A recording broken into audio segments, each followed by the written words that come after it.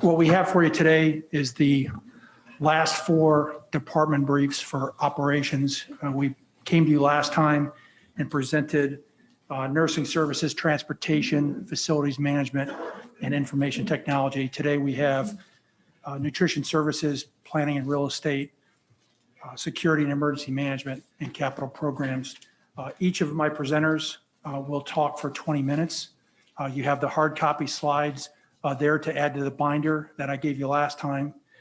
And at the end, we'll open up the floor to questions, and we should have some extra time for questions based on the presentations we have laid out for you, if there are any. If not, we can give you a few extra minutes between the two sessions today. So with that, I'm going to open up with Walter Campbell to my left. He's responsible for nutrition services. He's the executive director. Good morning. How are y'all this morning? How are you? I just want to start out a little bit about talking about how we're organized as far from a budget standpoint. When I talk to our team or any of our meetings, there's 2 things we look at. One is serving nutritious food to our kids. And nutritious food isn't nutritious if the kids aren't going to eat it. So we make sure we have foods that kids want to eat. And then on the other hand, we have to balance our budget. Our budget is separate from the GOF budget. So we actually have our own GOF. We have our own fund balance. We had a $6.2 million fund balance at the beginning of last year. And it's good to have the fund balance. One, so we're paying our bills over 3 months. And 2, if something happens. So like if for some reason we have to close because of snow days or hurricane days, normally you don't make up those funds from the federal government. We don't have as many students eating, or not at all at some points. And then all of a sudden we hit a pandemic where we're closed a lot of days, and our federal income goes from way up here to probably 25% or 20% of what it would be. But we still have 466 employees that we're paying over those next 4 months. So that $6.2 million surplus went down by $4 million to about 2.1 or $2.2 million. So we had a major reduction in that, but we supported all of our team over that period of time. So from there, how are we going to get through this next year? Well, the stimulus bill that just came out actually has funds in there for nutrition services. And I worked out the math, and it's about $1.4 million. And we still have $2.2 million in our fund balance. If we forecast out the rest of the year, because we're not even close to where we were last year. Last year, we were serving up like 30,000 students a day lunch. And that's about 60% of our student body last year, which is great. We were like number 2 in the state as far as lunches served as a percentage. Now we're not even close to that. So at the end of the year, based on the knowledge I have right now, with the $1.4 million to $2.2 million fund balance, we'll be at break even at the end of the year. But that means at the end of the year, we won't have a fund balance anymore. We'll be totally break even. So now that we know that, how do we reach more students to potentially not only serve our students, but actually grow a fund balance back so we can be sustainable? Because the idea is not to take funds off the GOF, is to be sustainable long-term. So we are looking at revamping our meals that our virtual students come and get, that their families come and get, and revamping some things within the school to reach more kids. Because right now, the students that are in school, we're reaching about 65 to 70% of them, which is still pretty good, but there's a lot more students that we could potentially reach. And then at home, if you look at the statewide and nationally, there's been a huge reduction in virtual students participating in the meal program. So in March, we want to relaunch and figure out ways to reach more of those students. So we're going to be studying that so we can reach more students in March virtually also. Just a little quick thing about actually how our food cost runs and some items that we actually have on the menu. Just about every district in the state, a number of them, they'll serve a burger. That burger they can get for about 28 cents, maybe 30 cents. Okay, that burger has 27 to 28 ingredients in it, and you can't even read the label. Our burger, which costs about 72 cents, has 5 or 6 ingredients. It has the spices and the meat, and that's it. But it's a much better burger for our kids. We don't want to be serving them a burger that has 26 or 27, 28 different ingredients. Our chicken, for our chicken sandwich, is the whole muscle chicken. It's not, you've probably seen these on TV, like chopped and pressed chicken. Ours is not a chopped and pressed chicken. It's whole muscle chicken. So we upgrade there. One of the biggest things we've done over the last year and a half is high fructose corn syrup, which if you go into a store and try and find something that doesn't have it in it, it's hard to do. Our menu does not have high fructose corn syrup in it. We've eliminated that. We actually had to go as far as our buns, for our hamburgers and our hot dogs and our regular bread. It all has high fructose corn syrup in it. You can get rid of that, but it costs a little bit more. So it ends up being a 30% increase in just the cost of our food costs. And that's kind of give you an idea. We're trying to eliminate all the additives that are in a lot of food items. Even our pizza, we don't want soy in our pizza. You know, so we're really making a big effort to have what we call clean label items. We're also working to increase South Carolina grown produce. And we started the project beginning of last year that really we didn't even halt once the pandemic started, called Harvest of the Month, where at least once a month we get locally grown either fruit or vegetable, and we promote it that month with the students. We've done everything from turnips to collards to, of course, peaches at the beginning of the school year, and pretty much the collards we can get year round. A lot of other items we can't, but we want to continue doing that. So we found a way, they're going to start in a couple of weeks to continue doing that. We're actually going to look at using hydroponic lettuce, which we used before. And there's a company, Vertical Roots, which actually started in the Charleston area that is now, there's a huge facility in Columbia, and their lettuce is unbelievable. It'll last, it comes to the cafeteria still on the root. We can use 100% of it. It costs a little bit more. But what I've done is I've actually secured funds from the State Department of Education, so we can spend that a little bit more on getting hydroponic lettuce, and it's really great stuff. So let me move on to our, just for a second, on our staff. Just to let you know that I am totally amazed at what they've done since last March, and kudos to all them, and I tell them that all the time. They've done miracles left and right to serve our kids.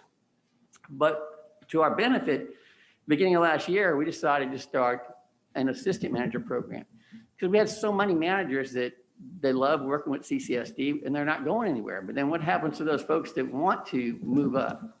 So we started an assistant manager program. And since we started it last year, we've had 20 folks that have moved up in the ranks, which has been awesome. 2 of those just got promoted to their own schools. So it's been an incredible program for us. And we also started a kind of like a roaming manager. So we have 2 roaming managers in case we can't cover with all the assistant managers. So it became a huge plus because we didn't know that we're going to have folks being out because they're taking care of their kids or for some other COVID reasons. So this has been awesome to have all these assistant managers help us cover schools all across the district. So it's worked out really, really well. The other thing we're going to start doing is teaching our managers about KPIs. We started last year, the pandemic hit, we kind of held off a little bit because we're focused on let's serve the kids, but now we're looking at working with key performance indicators with all of our managers. We introduced it at our last virtual meeting. We had another one coming up. The first one we're doing is going to be on participation. And participation is a byproduct of everything else they do, but you still have to have that goal down the road of, okay, where do we want to reach? So if a school is serving 400 kids and they have 600 kids in the school, why aren't we serving those 200 kids? And if we put it in front of them, they're gonna, each week they get right where they're at as far as percentage, and it shows every school in the district. So it'll show every school, so they can say, what's my neighboring school doing? Why are they serving more kids than I'm serving? So we can start to serve more kids, and that'll increase participation. The other thing that the next target or next KPI they're going to get is going to be on meals per labor hour. That's what the MPLH is. And that gives them an idea of how much labor they should have in their school, because although our #1 goal is serving our kids, we still have a business and we still need to be sustainable. So meals per labor hour means they get X amount of labor based on how many children they serve. So that goes back to participation. If they serve more children, then they get more labor. So it works out. And they're getting that now. The last one is food cost. And they pretty much are already on this one. We are going to be focusing on food costs too. Behind the scenes, I work with the State Department of Education and with a lot of our suppliers to keep our food costs low, which has been interesting is that even during this pandemic, our food and supply costs, because of everything we've done behind the scenes, has remained about the same, which is really great. This way we're able to still pay all of our staff. The last thing on my list here from the other side is we're refurbishing serving lines. These are serving lines that are similar to a lot of the schools, the newer schools that we've already just built, but we're putting them in 12 schools in the next month or so. And they're really eye appealing for the students. They're shiny, they're new. They keep the food, hot food hot, cold food cold. Not that it isn't done already, but a lot of times they'll keep hot food hot from the bottom and there's no heat lamps above. All these are gonna have heat lamps. When we move the food over to where the kids pick it up, it'll have heat lamps. But because they eat with their eyes first.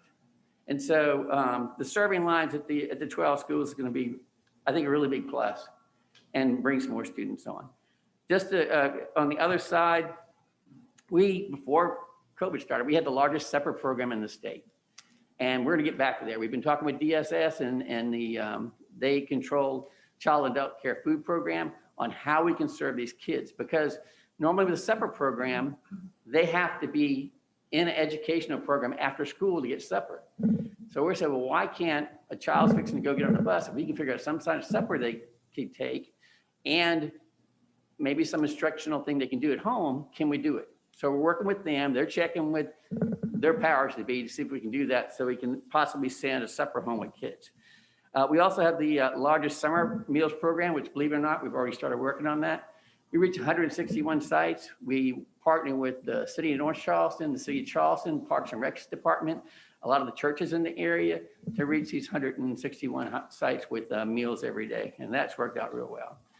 We have the largest fresh fruits and vegetable program in the state. And that's a grant program that brings additional fruits and vegetables to kids between like breakfast and lunch or lunch and the end of the day. So it exposes them to more fruits and vegetables. And we've had the largest program since this thing started years ago. We do studies with our students to see what they like. Our newest menu rollout that will go for the high school students and middle school students, will be out in 3 weeks, is a buffalo chicken dip that we make from scratch. And I wasn't sure if they would really like it. They love it. And it'll be out in a few weeks. And it's all from scratch, homemade. In here, I mentioned we're partnerships with the city of Charleston. Green Heart Project, we're a big partner with, and we do a lot of collaboration with them with our Harvest of the Month. Because a lot of things that they have in the garden, then we'll make that the Harvest of the Month. Vertical Roots, I already mentioned. That'll be our hydroponic lettuce. We have MUSC interns coming in once every few months, and they help with programs, and they've really enjoyed working with us, and we've enjoyed their partnership. We just got the partnership with Grow Food Carolina through another grant that we got with a partnership with Project Green Heart. So now the real local small farmers that go through Grow Food Carolina, we're actually bringing some of those items into the school for different projects. Lastly, we're a member of a Palmetto Purchasing Group. Myself and 3 other directors started that a few years ago because we wanted to get items on our menu that were clean label items. They always cost a little bit more, but we wanted clean label items instead of the burger I talked about that had 27, 28 ingredients. Our little group has grown to 14 districts. We serve 24 out of 100 kids in every school in South Carolina. So 24% of the kids who go to school in South Carolina, we service those schools. So it's really grown. Thanks, Walter. Thank you. Again, we'll put questions at the end once we get through all of our presentations. I did want to do one last bragging about nutrition services. If you're not aware, when we closed school in the spring on a Friday and went to all virtual on Monday, Walter's team was in the forefront in supporting the schools by getting food out into the neighborhoods to be picked up by the families, and then offered the school pickup sites shortly after that, and ran through the entire summer. Over 1 million meals in the summer alone at our school site. So there was literally no stopping nutrition services this year. Second up, we've got planning and real estate. Angela Barnett is our director of planning and real estate, and her responsibility is very broad. I want to say she's the cats and dogs of the office. Anything that doesn't seem to fit anywhere else seems to go to planning. So she's got a lot to cover as well. Angela? letting me present in front of you today. My name is Angela Excuse me, Barnett. you want to bring that a lot closer? Okay. My name, like I said, is Angela Barnett. I've been with the district for about 15 years. I've been in 2 other roles prior to this position. I've been in this position for 2 years. My office consists of 3 facility use officers, along with myself, 5 auditorium managers, which are out in the schools, and 1 technician. Currently, my department, I really like to look at it in 3 puzzle pieces. We have the planning piece, we have the facility use piece, and we have the real estate piece. And they're very different, but yet they all seem to overlap in what they do and the responsibilities. So under the planning piece is the biggest piece of that I'm working on currently right now to this date is the enrollment projections.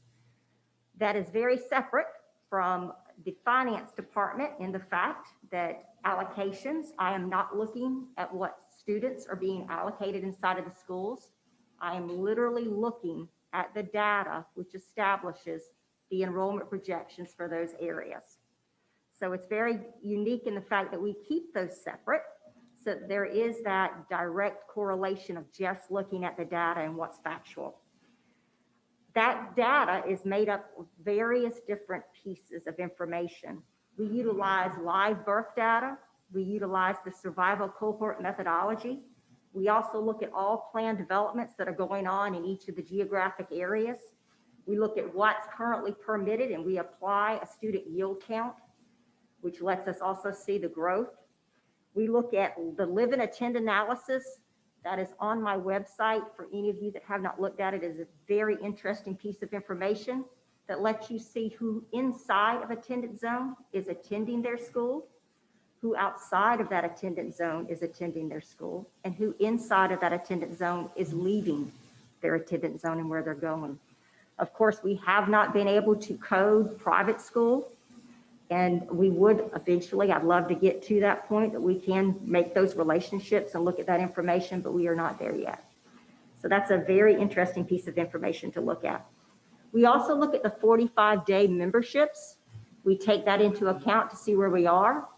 And for this year, unlike what we look at our 10-day final counts, this year we took into effect 12-day actuals. And a big, big piece of information due to the COVID impact is that we are actually looking at current power school numbers to see where they are currently. We know that it's taken a while to get all of our students back inside of our schools. So we're really looking at that data this year to see where they are at this time. So that is a huge undertaking. We look at every school. Every one of those schools are unique. They all get a ratio that is applied to their school and is specific to each grade. So it is a very detailed process that we go through. We meet with the level leaders and we meet with those principals of those schools and we discuss where they think they're going to be, because of course they reside inside of their communities. They have a unique understanding of what's going on inside of their community. So we want their feedback. So it is a discussion. It is not the one all be all. I do want you all to understand that. It is a baseline discussion of the data and where they think they are. Once we complete that process, we then turn it over to the wonderful Mr. Kennedy's department, and he takes it from there. The other part of the planning piece that we look at, when you finish those enrollment projections, the unique part is those enrollment projections then allow you to be able to see the growth. That is when we start looking at things like building capacity and rezoning. And that is why it's so important that we look at enrollment projections. The building capacity, we've been doing a survey that goes out in October. We did not do it this year due to COVID because our schools are being utilized very differently. But we come up with a building capacity and a program capacity. That then we can look at that enrollment projection number and we project 10 years out and we can see if we need to start looking at possibly something on the capital project side, possibly an expansion. It all feeds into that. The other part of that is we may have schools that are not, when we look at them overall, that may be sitting under capacity, but you have a school that in that geographic area is over capacity. What may then need to take place is just a rezoning. We may have schools that are never going to reach capacity. So it's just a matter of working with those constituent boards to rezone those areas. So we do a detailed analysis and we try to work with them and provide them several options. And they utilize staffing to kind of give them guidance. That's what we help them do on that side. One of the other pieces under the planning section is the geographic information system. So the geographic information system is the one-all be-all where we house all of our students. We take that 45-day data that's submitted to the State Department, which allows us to take every address of every student and put it into this system. Each of those attendance zones are broken out into that system, so we can then see how many students are living in those areas. The other part about that is the school lookup tool utilizes that system. So you go in on the CCSD website, and you want to see where your child's going to attend. That geographic information system has those attendance boundaries in there, and that lets you know where your child would be zoned to. So that's another reason that we utilize that system. So moving into the next section would be what we call real estate. The real estate is dealing with any types of acquisitions and dispositions of our properties that we have, any types of easements, titles, deeds, anything that comes through, we work with getting those taken care of. We look at MOUs and MOAs with various departments, which are usually all of the rec departments, Town of Mount Pleasant, North Charleston City Rec, you have CCPRC, all of those folks we take care of. We also handle the charter school lease agreements, not the charter school agreements, but those that are leasing our facilities, we do the facility management piece of that. We also do something very unique, and this would be one that I have to laugh when Jeff says we're the one-all catch-all, district parking, fused parking. We also are the person that facilitates processing that information.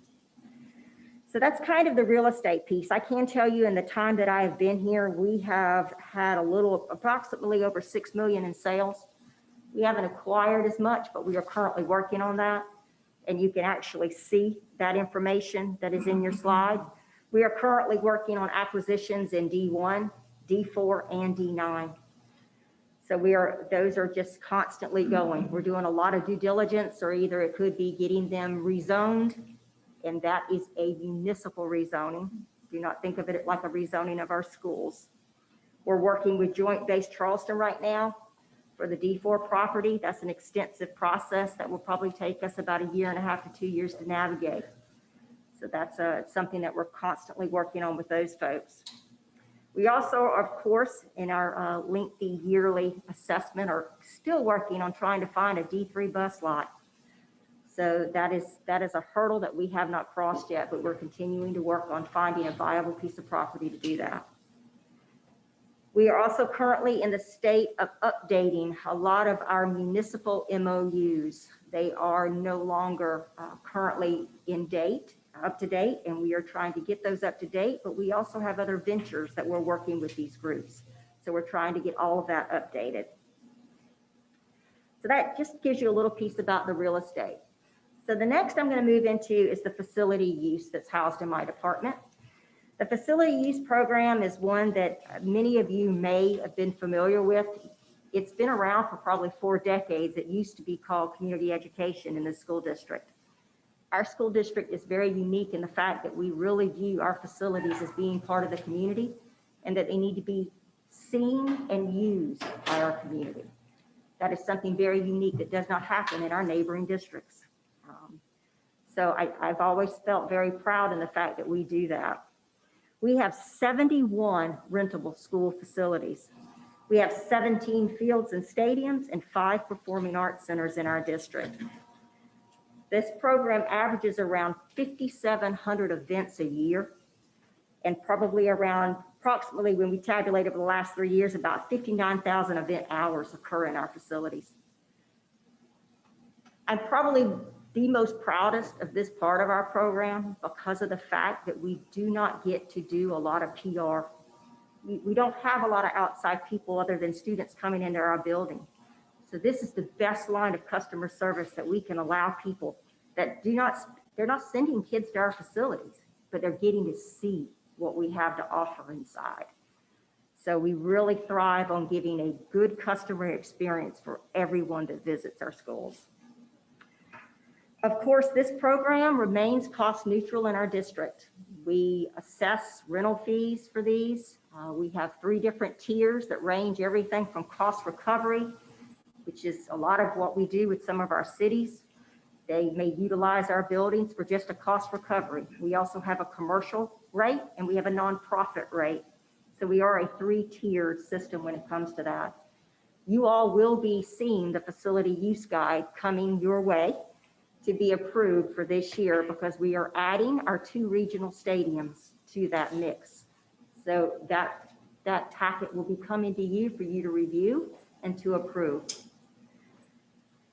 This year has been very unique, of course, with COVID. We have not been able to utilize our facilities. We've just gotten to where we're starting to utilize some of the outside field space. So it has extremely impacted the program. Hopefully we can get back to some sense of normalcy in time, and we'll be able to have people back inside of our buildings again, and we look forward to that.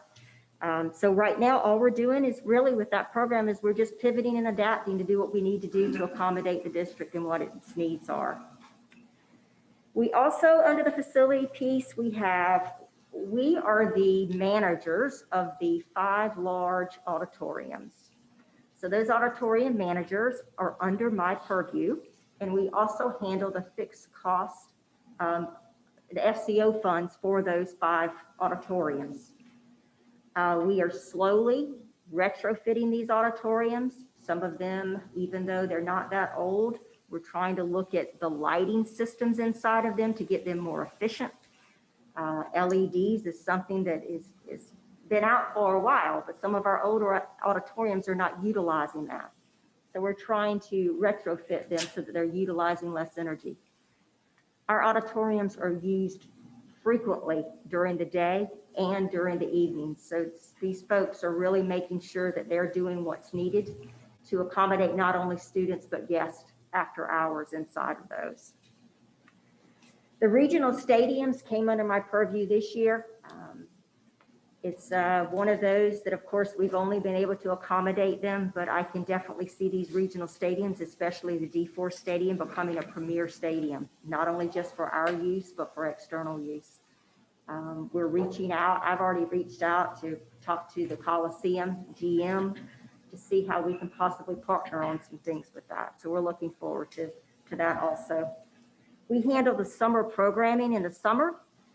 We make sure that programs that are inside of our schools and the management of those are being taken care of through the ops side. We communicate that and we set those up. So that's really the 3 big pieces of my job. And I look forward to continuing to work with the board. Thanks, Angela.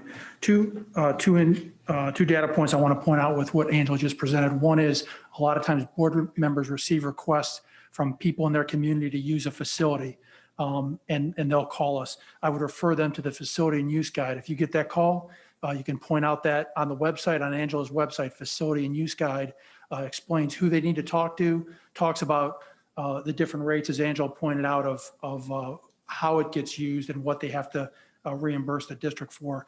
This program, when we picked it up 4 years ago, cost the district a significant amount of money out of general operating fund. So we were basically taking money out of the schools to pay for this program because we weren't recovering costs where it was necessary. And so the program was completely revamped, and Angela's got it running on all cylinders at this point. The other point I want to mention with her discussion is related to the facility of the field use. Those relationships with the communities and Charleston Parks and Rec, they're huge. A lot of districts don't have the opportunity to try to share resources. We have very good relationships with all these organizations. It allows them to utilize our facilities, we utilize their facilities, and prevents both of us from having to build our own facilities in some cases. So we really try to work hard to partner with the community before we go and build something related to athletics. And if we don't, then we want to build it so that there is an opportunity for those organizations to use it whenever possible. Next up, is security and emergency management. I'll turn it over to Michael Reidenbach. All right, thank you, sir. Good afternoon, everyone. My name is Michael Reidenbach. I'm the Director of Security and Emergency Management, and I appreciate the opportunity to come before you today to talk about how our team supports the district efforts to keep our students, our staff, our visitors, and our property safe every day. When you look at our school buildings in a non-COVID environment, right, and we hope to get there again very soon, we have over 50,000 people that are in our buildings at any one time. And just like any town or city of that size, we as a school district have to ensure that the resources and the procedures and the protocols are in place to keep everyone who visits our facilities safe while they're under our care. So we'll talk about some ways that our office does that, and even some ways that we look after our students when they're outside of our buildings as well. So the first initiative that our office does to support the district is to provide incident response support. So when a situation happens in one of our buildings, our office will oftentimes respond to the location, to the school or to the office, and help the school administrator or the administrator in charge formulate a response for that situation. We know there are a wide variety of things that could impact our operation. And so we take a multi-hazard approach when we look at our planning. And those things could be anything from a utility failure, like the school losing power or water, to an armed robbery happening down the street that we're trying to make sure it doesn't impact our school campus, to everything as catastrophic as an earthquake or even an active shooter. And so we are there to respond to support the administrators on site in making good decisions so that we can mitigate the impacts of those situations, to lessen the impact it might have on our operation, to ultimately get us back to educating kids as quickly as possible. Our office approaches every situation with two main priorities. One is to facilitate and ensure life safety. We want to make sure everybody stays as safe as possible. And then once we are able to accomplish that mission, then move on to ensuring that we can continue the educational process as quickly as possible.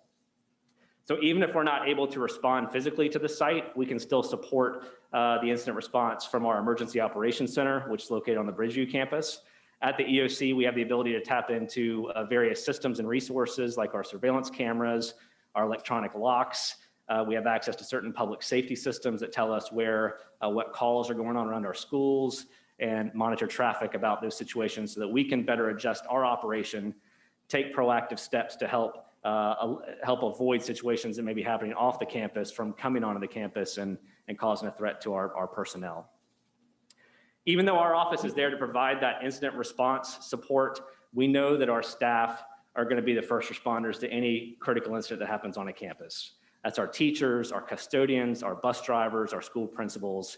And so it's really important that we get the information into their hands that they need to make the best decisions about how to properly respond, and how to also, on a day-to-day basis, how to be cognizant of the various threats or various pitfalls that they may encounter that could ultimately lead to a more serious situation. So in that philosophy, we push out training to staff on a regular basis. We do that training through our online training platform called Safe Schools. We also offer live training sessions to staff throughout the year where staff can log in and watch us live, provide training. We do it live because we want to be able to entertain any questions they have while they're watching us. We also go and do staff meetings to present in person, or we'll even go meet one-on-one with teachers to look at individual circumstances in a particular room or in a particular playground where they need help kind of thinking through some processes. One of the biggest things that I think we work against in emergency preparedness is complacency.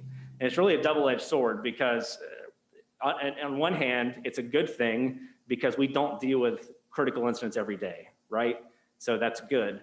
But on the other hand, it allows us to become complacent, to become comfortable, and may cause us to feel unprepared if we do encounter an emergency. So it's really important that in the work that we do in our office and in building culture around the district, that we prepare but not scare. We want to make sure that staff have the tools and the pathways developed in their minds so that it's not something that consumes us when we're doing our daily duties, but it's something that gives us the confidence that if I were to encounter this type of situation, this emergency, I have a baseline knowledge. I feel confident in my ability to make good choices for myself and for the kids or the students who are under my care so that I can keep us all safe if something like that happens. Our office also serves as the asset manager for various physical security systems in the district. We manage the district's video surveillance programs, the campus security cameras. the electronic access control doors that you swipe your badge on, and then also the campus two-way radios.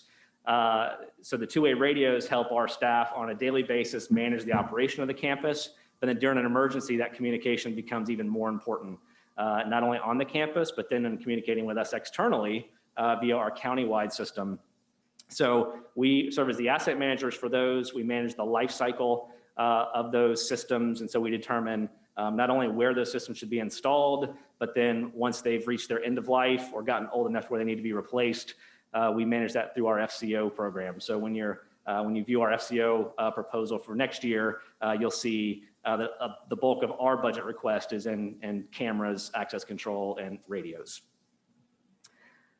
One of the newest additions to our office is the search and safety team. And this team has a primary responsibility for conducting random searches at high schools throughout the county. This team was born out of conversations that really started during the 17-18 school year when there was a student who brought a weapon to a high school, and that weapon accidentally discharged inside of the classroom. Fortunately, there were no serious injuries that came out of that incident, but it really got us talking about what we as a district can do to help mitigate the risks of students bringing weapons onto our campus. That same year was a year that the shooting in Parkland occurred at Marjorie Stoneman Douglas High School. And so that conversation got tied into the one already in progress about weapons detection and deterrence. We had several conversations with our board. We engaged our parent cabinet and various other parents who just wanted to be involved in the discussion about school safety. And one of the things to come from those discussions was the creation of the search and safety team. What we found is that there were several high schools who were already conducting random searches. So several times a year, they would conduct a search of, randomly select a classroom and go do a search like you would encounter going through the airport or going into another government building. But that process was being done inconsistently across the district. You had some schools who were doing it and some who weren't. So we looked at how can we make that process more robust and more consistent across the district. We evaluated everything from requiring school administrators to do it on their own across the district to doing searches full-time every day at every door in the high schools. And so we landed on the creation of the search and safety team, which allows us as the district to go in and conduct these random searches for the schools. So it allows us to do a couple of things. One, it makes sure that we're doing everything according to the law. This is obviously, there are lots of legal requirements that have to be followed to ensure the process is truly random, that nobody's being targeted in the searches, and it's consistent across the board. So having one team do this helps us ensure that. And then number two, it helps us ensure consistency across the district. Now every school participates in the program, and we can ensure protections are in place to make sure that's consistently done across the board. The search and safety team, in addition to the searches, they also conduct campus safety assessments between their searches. So we've established a lot of protocols in the district to keep our schools safe every day. We require exterior doors to stay closed and locked. We require gates to stay locked, classroom doors to stay closed and locked when students are present being instructed. The front office emergency radio should stay on a certain channel. And these safety assessments allow the team to go out and conduct a snapshot view of how is the school doing in complying with these protocols, and helps identify deficiencies or gaps that may exist.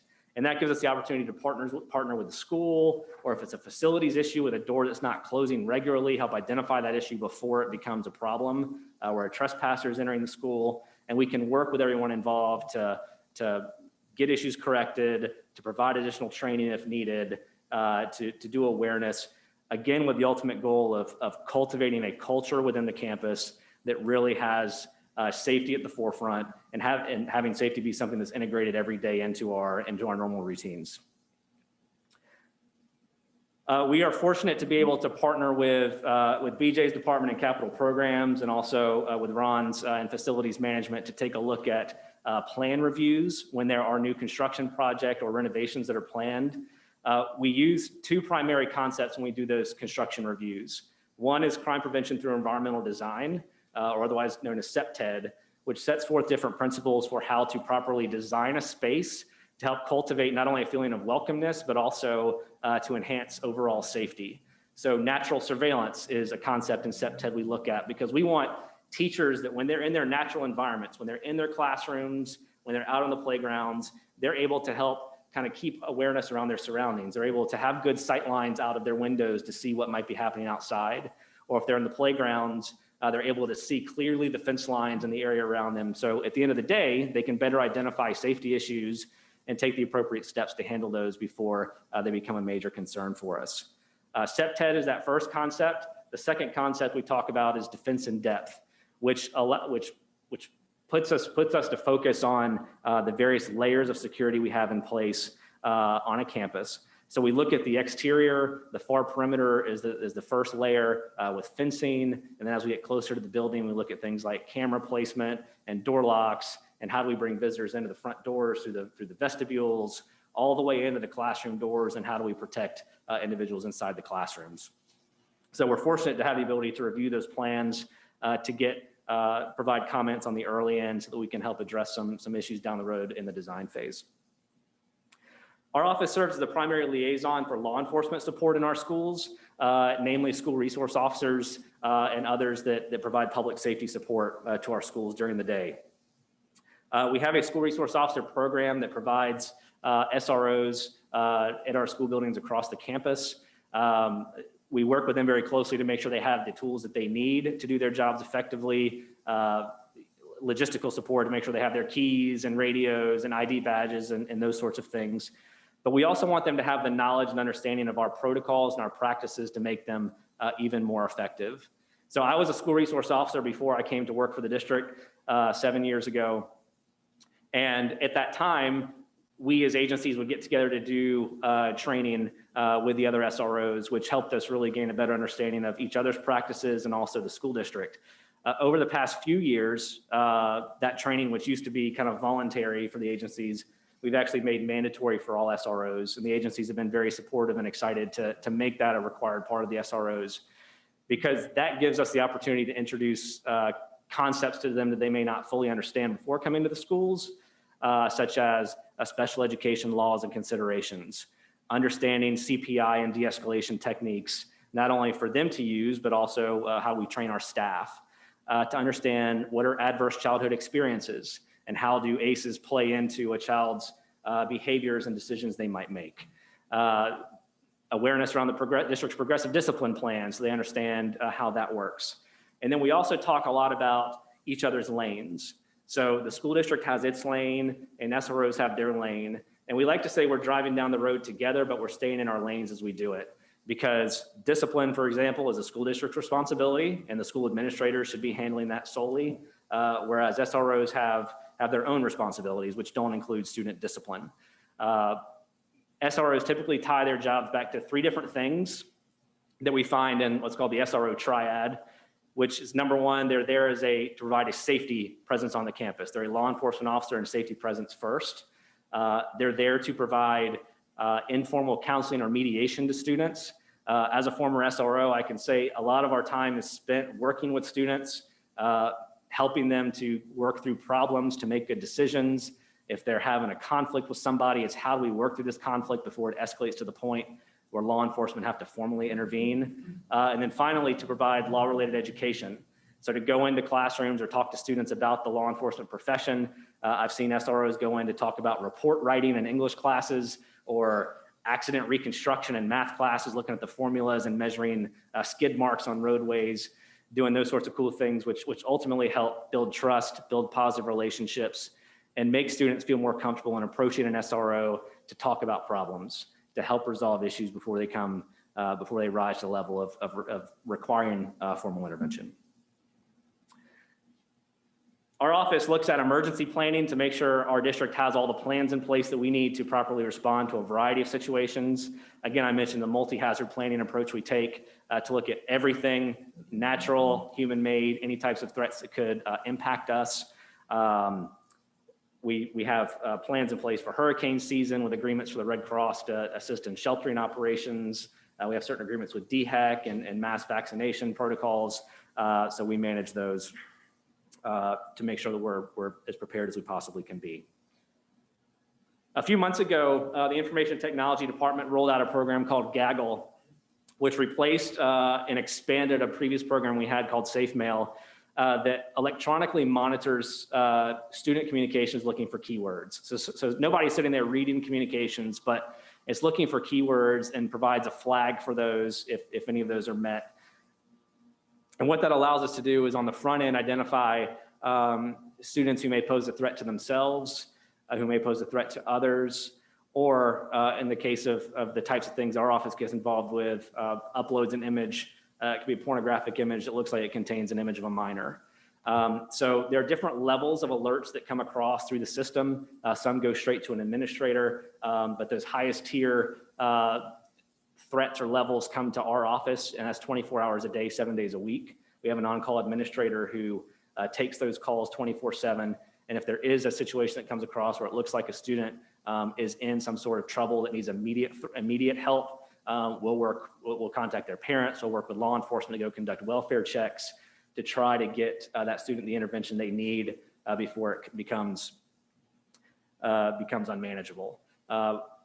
Again, that program's been in place for several months, and we have gotten we've gotten really lucky. We've had the system to be able to intervene in some of the cases that we've been able to intervene with, which has been great.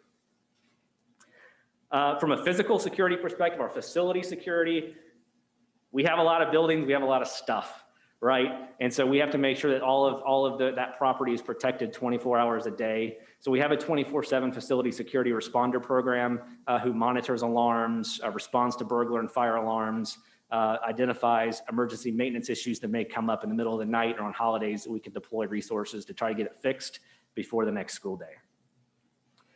So some current issues and future actions that we're working on, a brief update on SROs. There's been a lot of public discussion about school resource officers over the last several years. And oftentimes those discussions are sparked by major incidents that have happened across the country, namely shootings. And while active shooters drive a lot of the SRO discussion, it's really important to remember that the SROs are there to address a variety of situations, and they're really the one security measure we can have in place that helps us with the most things, right? So not only are they there for that unthinkable active shooter, but they're also there to help secure the campus on a daily basis, to identify trespassers. We've had folks who have been intoxicated or under the influence of drugs come onto the campus. The SROs have been able to address.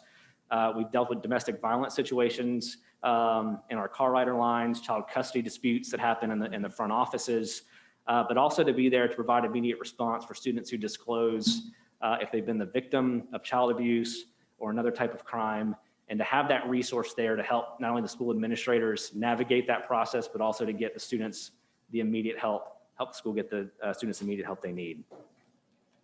Our goal has always been to have an SRO on every campus across the district, and we've gotten really close to meeting that goal. We currently have billets assigned to every campus, and we're almost there. COVID has caused a little bit of a hiccup in that, and that some SROs who are on some campuses that don't have a whole lot of students have been temporarily reassigned. But we're trying to backfill those campuses with off-duty officers for the time being, and we hope to be back to where we have somebody on every campus here post-COVID.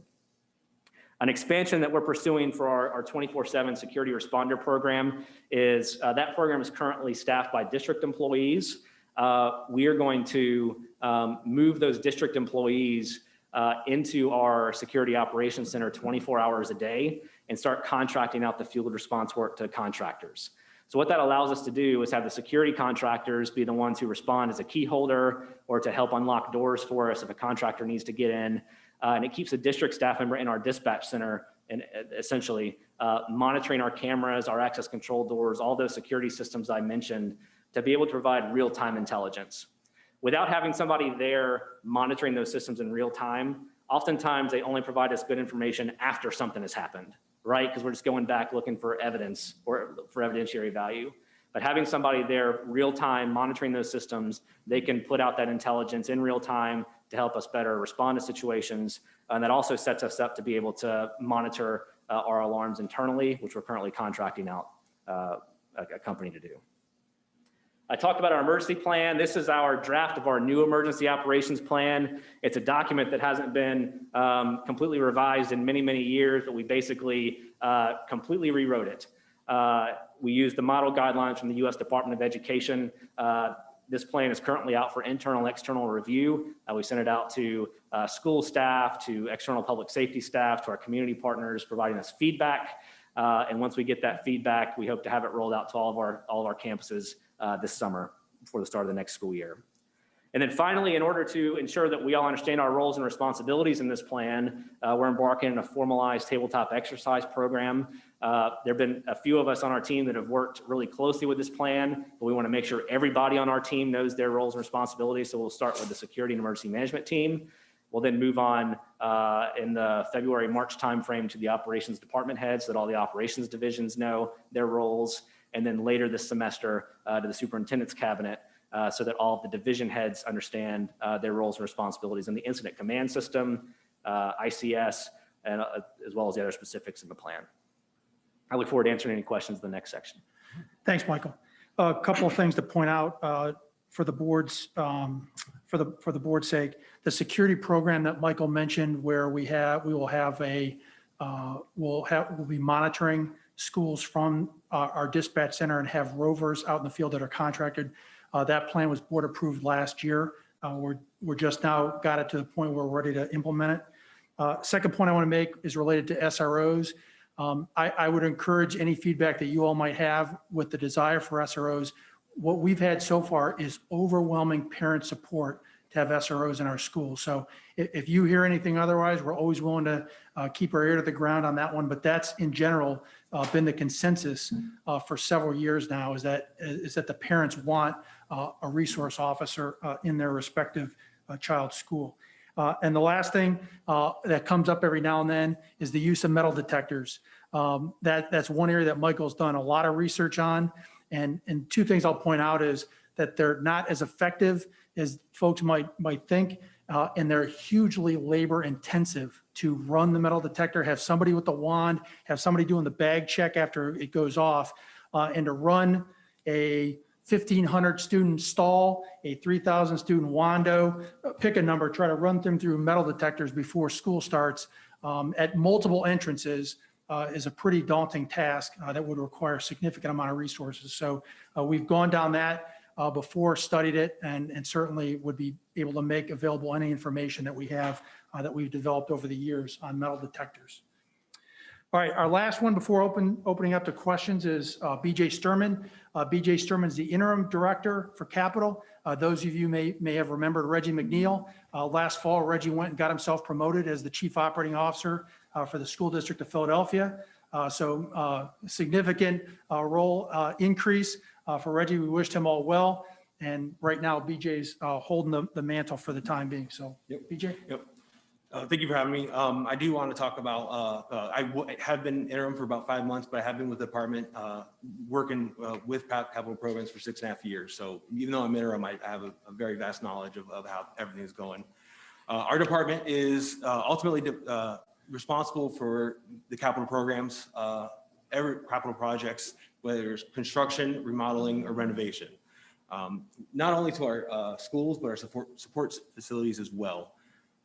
Our staff internally is only 3. It's one of the smallest operations, but we do utilize a construction management firm to help manage all of our day-to-day operations from the beginning to the end of our projects. I do want to give you a brief history of our capital programs within the district. It really started at being robust from the 2005 to 2009 building program. During that time frame, we went and try to correct a lot of our seismic issues with a lot of our downtown schools and our older facilities. It was a real life safety push, though all those projects were funded with bonds. In effort to reduce the debt that the district was accruing, we've put forth phase 3, 1 cent sales tax in 2010. So the educational capital improvement sales and use tax was passed by the voters in 2010. That allowed us a 6-year program to kind of address a lot of these needs. Phase 4 was then approved with a yes vote from the voters in 2016, and that spanned until it's currently ongoing and will last until 2022. Thankfully, that support from the voters and from the board with your guidance has allowed us to get a yes vote for the phase 5. This past November, we've been really lucky to gain the trust, and we look forward to providing some amazing state-of-the-art facilities for our students.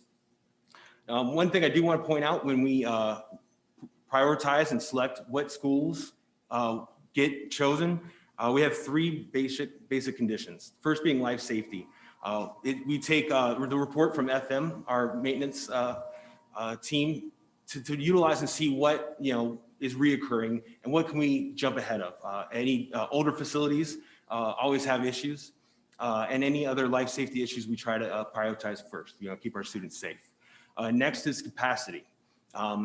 There's growth in the area in Charleston. Sometimes it's more than we would like, and we have to place mobiles out at sites. And we want to try to, through our program, try to reduce that amount and try to get all the kids inside to provide a better safety and security for the students and just a better operations for each site.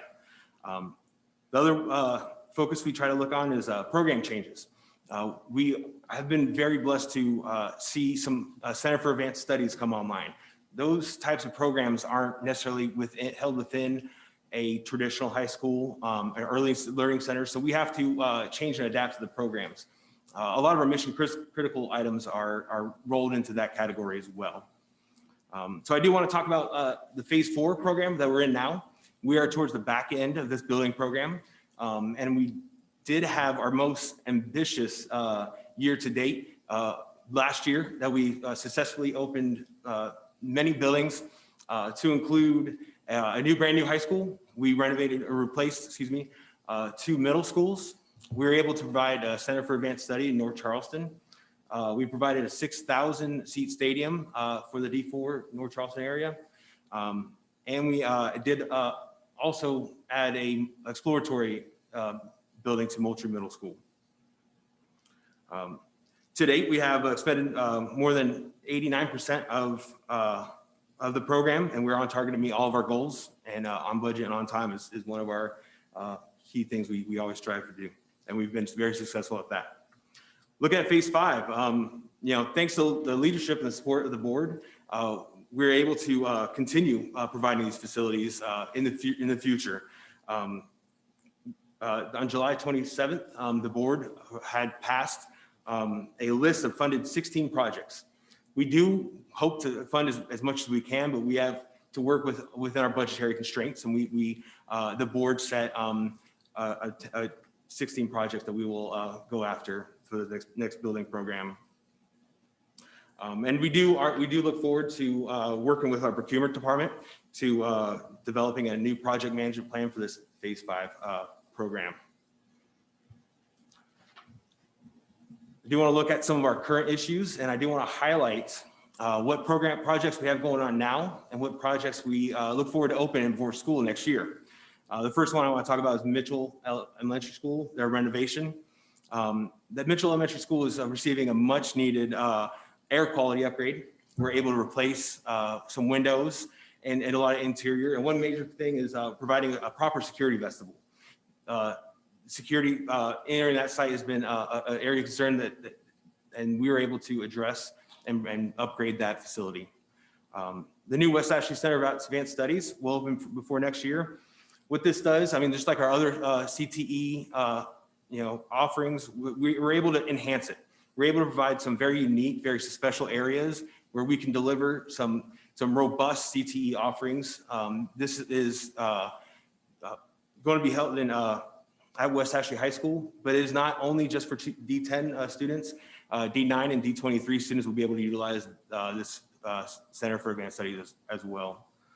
We will be opening a new District 2 bus lot this year. What that will allow us to do is to free up some spaces at some of our Wando High School and Charles Pitney. We currently have temporary bus lots there. And what this does, it helps our transportation department consolidate all of their operations to one site. Stonyfield renovations is going to be completed. What we've done with Stonyfield is we're going to provide a new turf surface, and we're upgrading the track around the field. This has been a big partnership with CCSD and the city of Charleston. And so they've put in a lot of renovation. This is one of the shared facilities that we utilize. So both our students will be able to take advantage of this new field, and so will the city itself. Baptist Hill High School CTE programs got renovation. We're replacing the old CTE wing. This has been a phased project. We've moved some of those programs inside the main campus, and the second phase is ongoing right now. This will help house Project Lead the Way, JROTC, and construction technology. We are also look forward to opening up a new tennis courts for Lucy Beckham High School, and that will directly support the girls state champions in tennis they won last season. A couple projects we have looking in the future. We do have James Island Charter High School, CTE, and gym. The gym was one of those portions that we kind of had to reevaluate when COVID hit. Luckily, we've been our budgets have not been as bad as we first anticipated.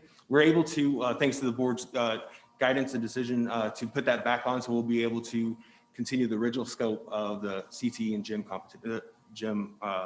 at James Island Charter High School. We do look forward to putting a new baseball field, providing for Lucy Beckham High School. That's in the future, and the expansion of Hot Gap Middle School. I would like to brag about Hot Gap Middle School. This project here, from the design, from the construction, and the construction management, is 100% SWMBE. Our Red Iron Architects is our design firm. It is a women-owned business that they won the bid for the design of this project. We're able to directly negotiate with Construction Dynamics, which is an African-American-owned firm, and our construction management team that is overseeing this, Brownstone, is an African-American-owned firm. So we're really happy. That project does total out to $9.3 million, and they're doing an awesome job, and I'm rooting them on. Looking forward, we also look forward to working with you to develop the Phase 5 waves. We'll work with you to prioritize these 16 projects, how soon we can get them out and throughout the duration of the building program. Thank you. Thanks, BJ. Let me pick up from where BJ just left off with the project waves. The board not only approved the initial projects list back in July, but they also approved the allocation for the shared resources with capital maintenance and capital IT. What we'll provide to you in March is an updated financial picture, working with Don Kennedy's staff to see if that overall dollar amount changes, to see if we want to see if any more projects can be added to the list. But more importantly, those 16 projects that were on the list, putting those in groupings of 2 to 3 years, 2 to 3 year increments to bring those forward to the board and how fast those projects will get done. So that'll be presented to you all this spring for approval. So that closes the 4 briefs that we had prepared for you. We've actually got plenty of time for questions before you all go off on break. So if there are any questions on nutrition services, planning and real estate, security, and emergency management or capital, we'll field them at the time. Dr. Frazier, do you want to start? Yes, well, thank you so much. And I just want to thank your team for all the hard work that you provided to the district and the students.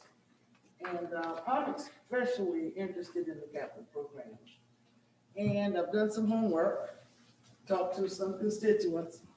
Now, in your Phase 4 program, you mentioned that 91% of those programs have been completed.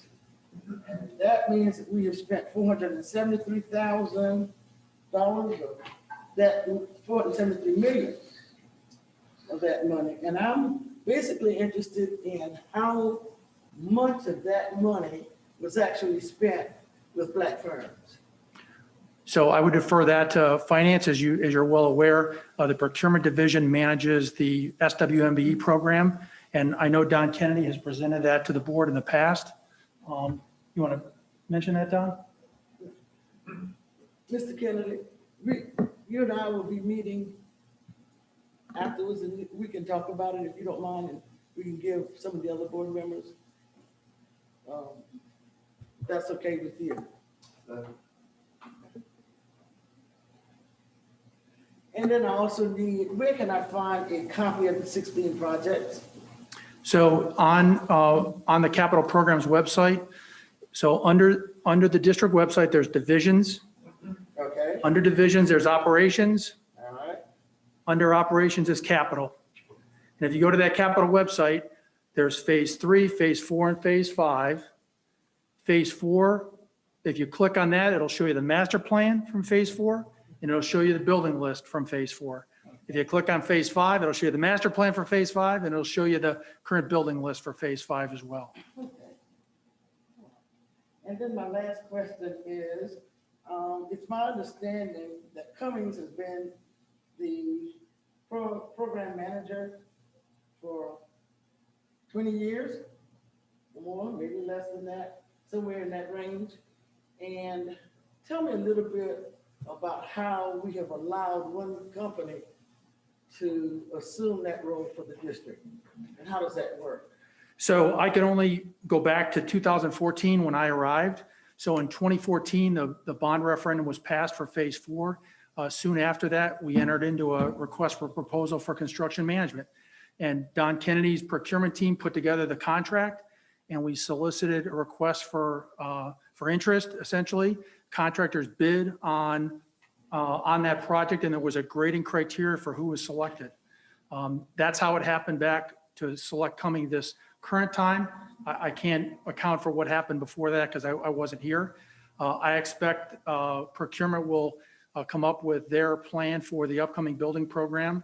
And that's something that can be shared with the board once it's decided upon. So as BJ mentioned, we are in the process of developing the plan for program management for the next building phase. And my last question is, what do you see as a target for Black participation in our building project? You know, would it be 20%, 30%? What is your goal? So the goal I've been given by the board is 20% SWMBE. So that's the goal established by the board at this point. I'm pretty sure that Mr. Kennedy has got a plan to move forward, and it starts with a disparity study so that we can establish what the capability is of this area for the different types of vendors. So it's the old adage. I remember a contractor telling me a story about how a community wanted 15 astronauts from Apollo 13 to march in the parade, but there were only three Apollo 13 astronauts in space when it happened. So we want to make sure that the capability exists in each of the programs and establish the goals based on the capability of the community to meet those goals or to come close to those goals. So Don's got the disparity study on T4. Is it this board meeting coming up or audit and finance next month? Yes, sir.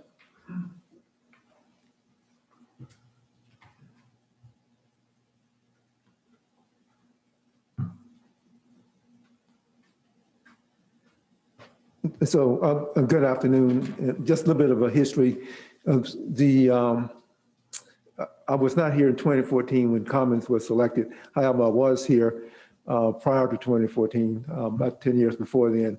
And we actually had two construction management firms, Commons and Heary.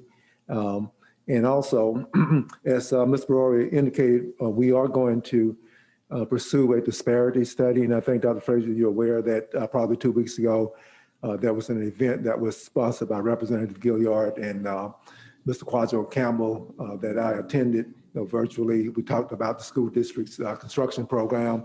We talked about the African American and other minority participation in the program going back 20 years, and that I committed to that group of people that organized that I would pull a team together consisting of CCSD staff as well as external folks to talk about opportunities and how we make sure that we are able to tap into those opportunities and procedures and processes to increase minority participation.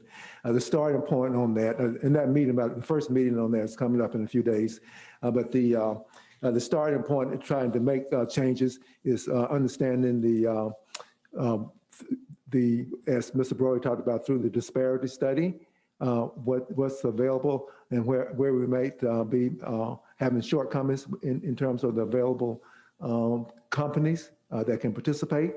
So that disparity study, the RFP, has been put together. We will submit this our RFP in the next, probably this week or next week. We'll wait until we get feedback or proposals coming back in from various firms. We will take that to the Audit and Finance Committee, hopefully in the month of potentially February, maybe as late as March before we present a set of recommendations to the Audit and Finance Committee for the disparity study. And Mr. Wayne Wiltshire, who's the Director of Procurement, has estimated that it would be sometime this summer before he would anticipate receiving the results of the disparity study. And then, so then we will move forward from there. All right, Dr. Fraser, you mind if I move on so we can get around once? Yes, but I'd just like to make one comment if you don't mind. Sure. I'd just like to thank the superintendent for her leadership in bringing about diversity in every aspect of the district's operation. And we had talked previously about your department being in line with including more minorities in top level positions. And I'm just hoping that we will continue to look in that vein, and just thank all of you for sharing that information with me today. Yes, ma'am. Thank you. Ms. Waters, would you like to go next? Sure. So, I actually had a question in a couple of different places, but if we're doing round robin, I'll ask the one first. When it comes to capital programs, when there's money left over, I remember when we got our binder, there was money left over from some projects and they were reallocated. How is it determined, how those funds get reallocated? For instance, if work is being done at North Charleston High School and there's money left over, is there some sort of precedent that it stay within the North Charleston or the District 4, community to approve something else there, or does it go anywhere else in the district? We look at the highest priority for the district.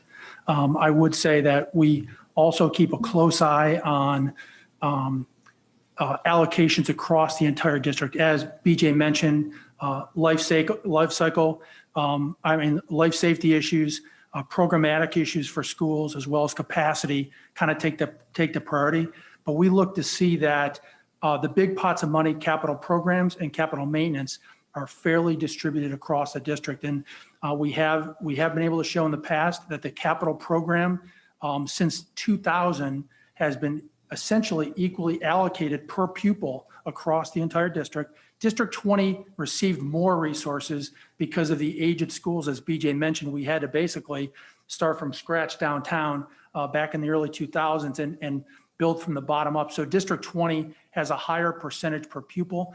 But Mr. Kromps also looks at it from a capital maintenance perspective to see that those resources we're not shortchanging any of the districts or schools across the district with that. So it's based on the highest priority need when there's extra resources. Okay, thank you. Thank you. Do you want me Anything to go else? ahead, or- Oh, yeah, sure. Yeah, go ahead. So I had a question, because I think you mentioned that and this is pertaining to SROs, which I think everybody knows I'm not a fan of, but you mentioned that parents sort of overwhelmingly stated that they would like to have SROs in their schools. And I understand why, and I know a lot of people feel that way. But do you know whether the parents, or whenever you collected that information, were they made aware of other options or other ways of managing conflicts in schools, besides SROs? So I'll defer that to Michael about how that process occurred the last time we did it. Sure. So that conversation was specifically on the heels of the shooting in Parkland. So we're looking at it on-campus security. And so the two options that were evaluated at that time were school resource officers or private security. Okay. And there was an overwhelming desire to go with school resource officers because of the level of training that SROs receive, the community overlap. We have schools where the SROs have worked in the neighborhoods and know the families already and bring in some relationships and can carry those back with them to the neighborhoods if they go back to patrol. And just on the SROs, the municipalities have been incredibly supportive of the program as well. And I would be, I've got to thank them and the agencies for bringing forward the resources to continue to support the program, the city councils, town council, and county council as well, because they put a significant investment in the program as well, because I think they see the overall impact it can have on the community as a whole and not just for the school. I got you.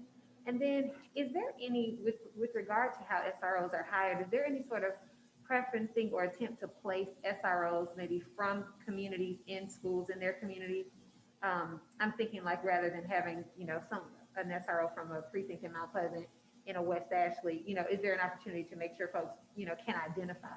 Oh, absolutely. So the school resource officers are not our employees. They're employed by their law enforcement agency. So if they're a Mount Pleasant police officer, they only work in their jurisdiction in Mount Pleasant.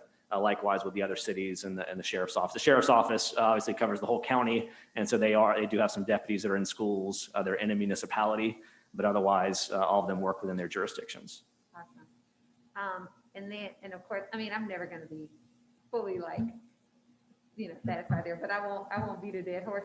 But I will also say I'm so happy about hearing from the nutrition services program that you're getting to a point where you have fewer ingredients in foods. I'm a big proponent of healthy foods fueling healthy brains. So Yes. I was really, really happy to hear about the great things you're doing in your program. Well, a little over a year ago, Walter hired a school nutritionist, a little over a year ago now, right? Or a nutritionist?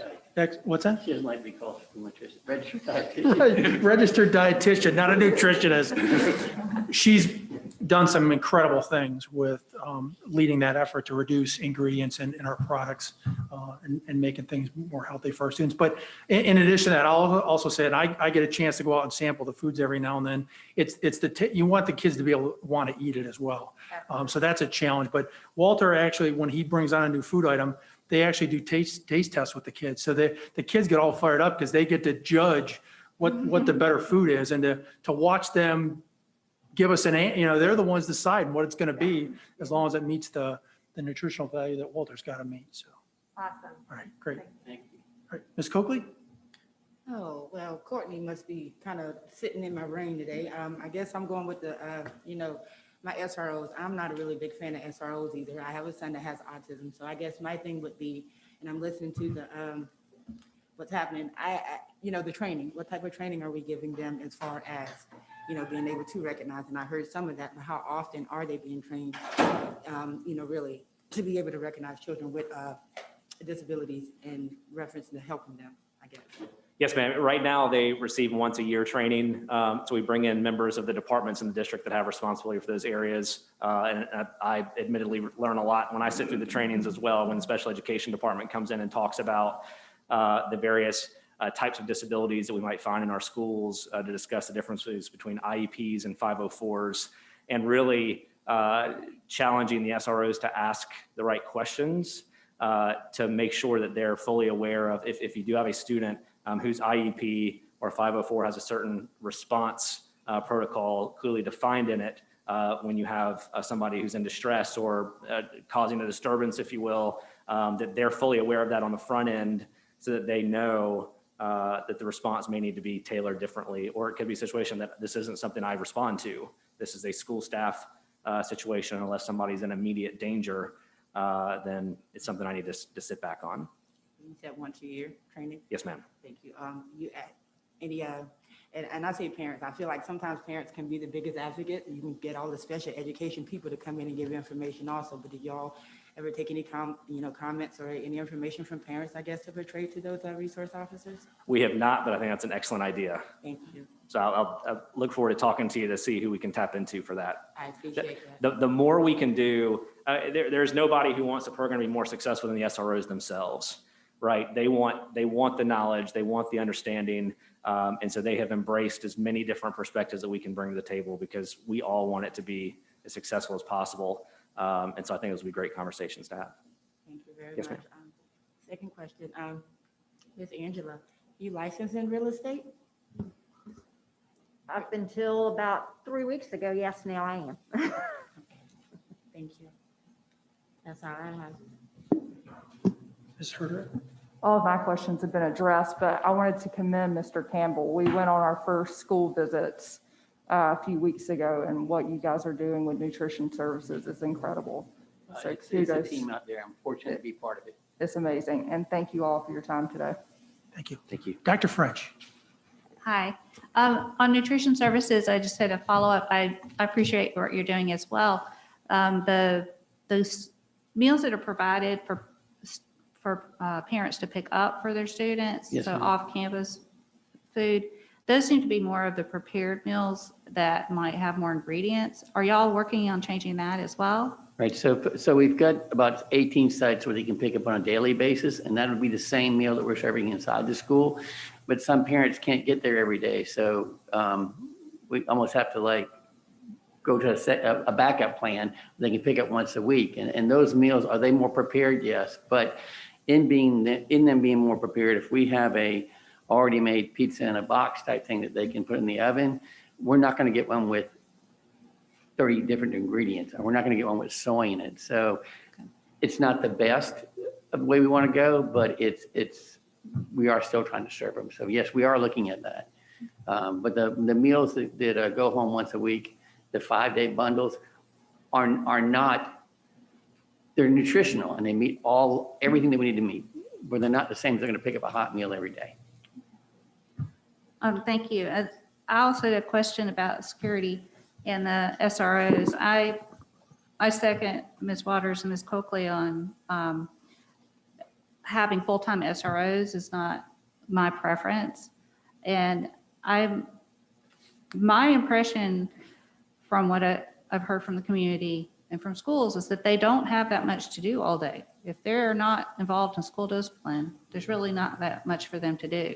And yet I do see students getting sent who are pulled out of class for disciplinary reasons, getting sent to sit with the SRO as opposed to a different staff person. So based on what you said, that doesn't seem like that's the way it should work. And I've often wondered if we couldn't look at alternatives like community resource officers that are patrolling the schools regularly, that's part of their beat. And then they may even stop in and make sure everything's okay. I think the city of Charleston had something similar in the past that made a lot of sense. And I think that surveying parents about, whether they want SROs or private security is a pretty limited survey in terms of options. So I hope that we could look at this more carefully in the future. Yes, ma'am. I would say that, oftentimes these discussions really get into high gear after something has happened somewhere, right? So there's been a shooting, there's been a mass casualty situation somewhere in a school, and that's usually when we're having these conversations. And I think that when I talk about complacency kind of being something that works against us sometimes, that we always have to keep in mind that there are things that we still need to be prepared for. And I agree that when you have, especially resources are limited and you have schools that are are in a tight geographic area, then a roving team has some appeal. But even with a roving team, if you have a threat that happens on the campus or something immediate's happening, you still have a significant delay from calling 911 to the call being dispatched to somebody responding. And when you're the one encountering that situation and waiting even several minutes, that can feel like a long time. And so that was a lot of the discussion around the desire to have somebody on campus who's there to respond immediately if something happens. And then during the day, they can focus on other things like keeping the campus secure, patrolling it, and making sure that the perimeter is safe, working and developing relationships. And so if you had any examples of where that type of things happening that you mentioned with the students sitting with them, I'd love to know where that's happening so we can follow up. Okay, I'd talk to you about that privately. Absolutely. Yeah. Yes, ma'am. The other thing I wanted to ask about security is this, the information you mentioned about contractors being utilized in our 24/7 response. I was a little unclear if all this responding is that also for parents to call and bring security issues to you, and would they end up talking to a contractor or to some district staff personnel? So the person who would be answering our 24-hour dispatch number is a district employee. And so if they did call that 24-hour number, it would be a district employee. We have an on-call administrator. So myself or one of the deputy directors in our office is always on call 24 hours a day. So if there's a circumstance that comes forward where one of us needs to be engaged at any hour, they can reach out to us and get us. So a parent could call. If a parent calls our anonymous tip line, we have an 800 number that's, if you call it, it'll get a live agent through a company called Stop It. Or if you submit there's a Stop It app that you can submit the text through. All of that is also monitored 24 hours a day. And so all that's ultimately routed through the dispatch center as well to determine what we need to do immediately to address it. And then one thing that's just a hypothetical, if a student's on board probation, for instance, and sometimes those involve random searches for an individual, are those handled by your search and safety team or by the school? Those would be handled by the school. Okay, thank you. Yes, ma'am. Any other questions on a second time around? If not, we can let you go on break a little early.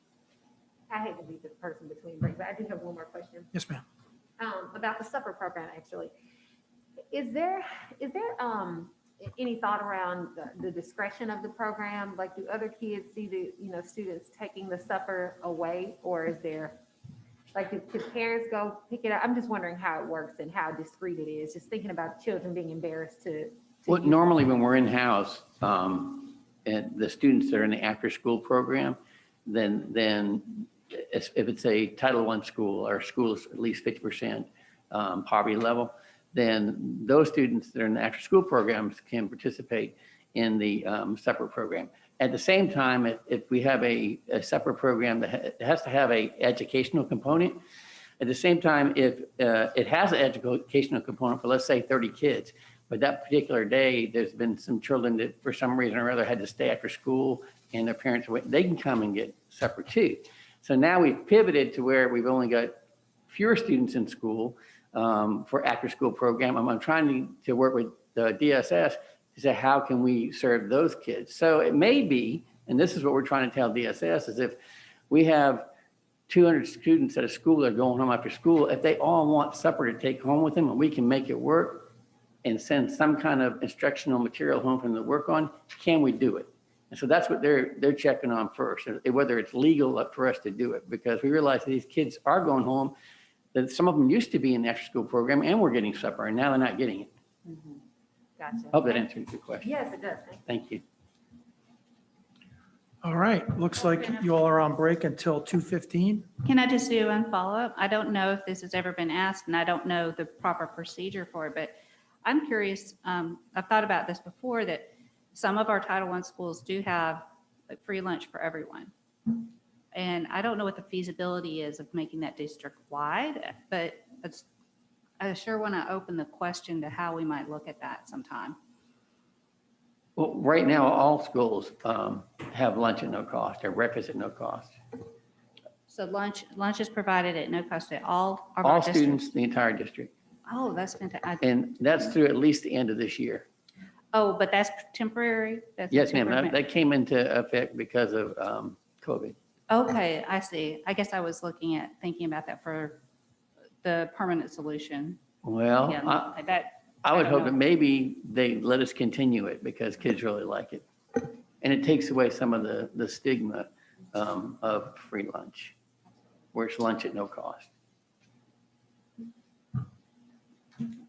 Right. Communications Department to display the PowerPoint for me. So I can get the Communications Department to display the PowerPoint for me. Thank you very much. You want it closer? So good afternoon, board members. If you recall, last month I gave a first of two presentations. The presentation I gave last month was more of an overview, a historical overview of some of the activities in the district going back the last quarter of a century. And then we also talked some about the cultural competency work.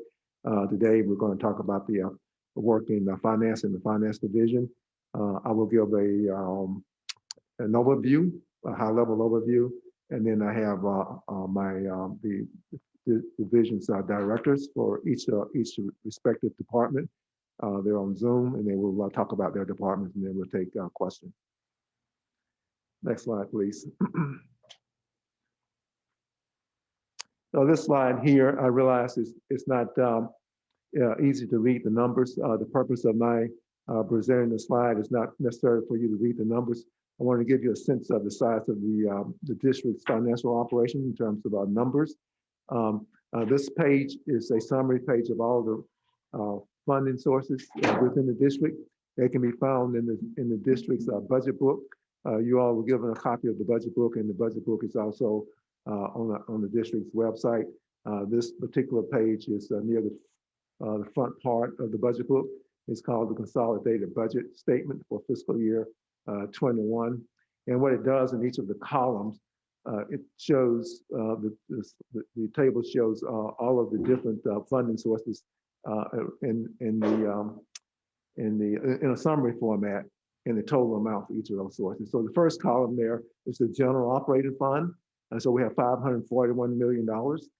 That's a little over half of the total funding sources for the school district. If you look at the last column there, the total at the bottom right-hand corner, that's $1 billion.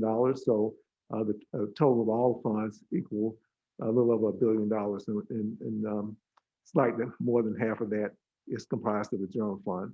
The next column, right of the general fund, special revenues. And so those are where all our federal dollars, as an example, come through.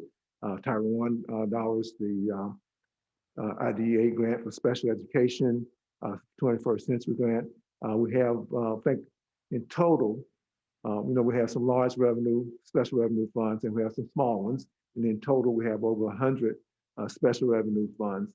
And the total of those funds, as of the time that the budget was adopted by the board last June, was over $71 million. Now, and this happens every year, after the budget is adopted, additional revenue sources come in. So the total of the special revenue funds, and actually when we present the financial statements next year, will exceed the $71 million because of the fact that none of those revenue sources come in after June 30. The next column, the third column, says EIA. This is the Education Improvement Act. This is the state of South Carolina funding mechanism. And so we received $30-something million coming in from the EIA Funding Act. The other major one, just for reference, is the EFA, which is the Education Funding Act.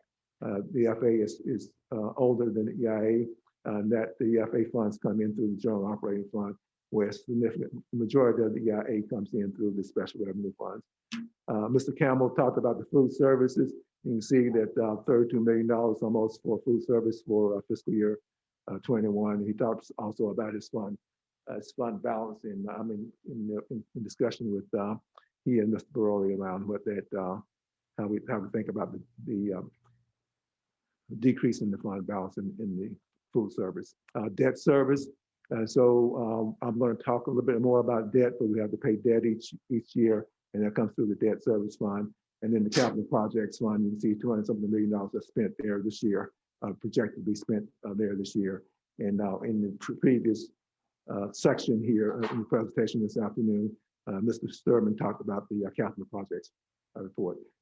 Next slide, please. So just an overall big picture flow, how the financial transactions flow through the system. Miss Angela Barnett talked about the enrollment projections, so she's working on finalizing those now for fiscal year 22. So that's the starting point for us to develop our budget for the upcoming fiscal year. And so, so she's doing that. She will supply the finance department with information that she comes up with enrollment projections, and then we go through a series of processes, we being finance and the academic folks, as well as the HR staff, to come up with the appropriate dollar allocations, a budget for each school. And we go through an iteration of bringing information to the school board as we develop the budget process.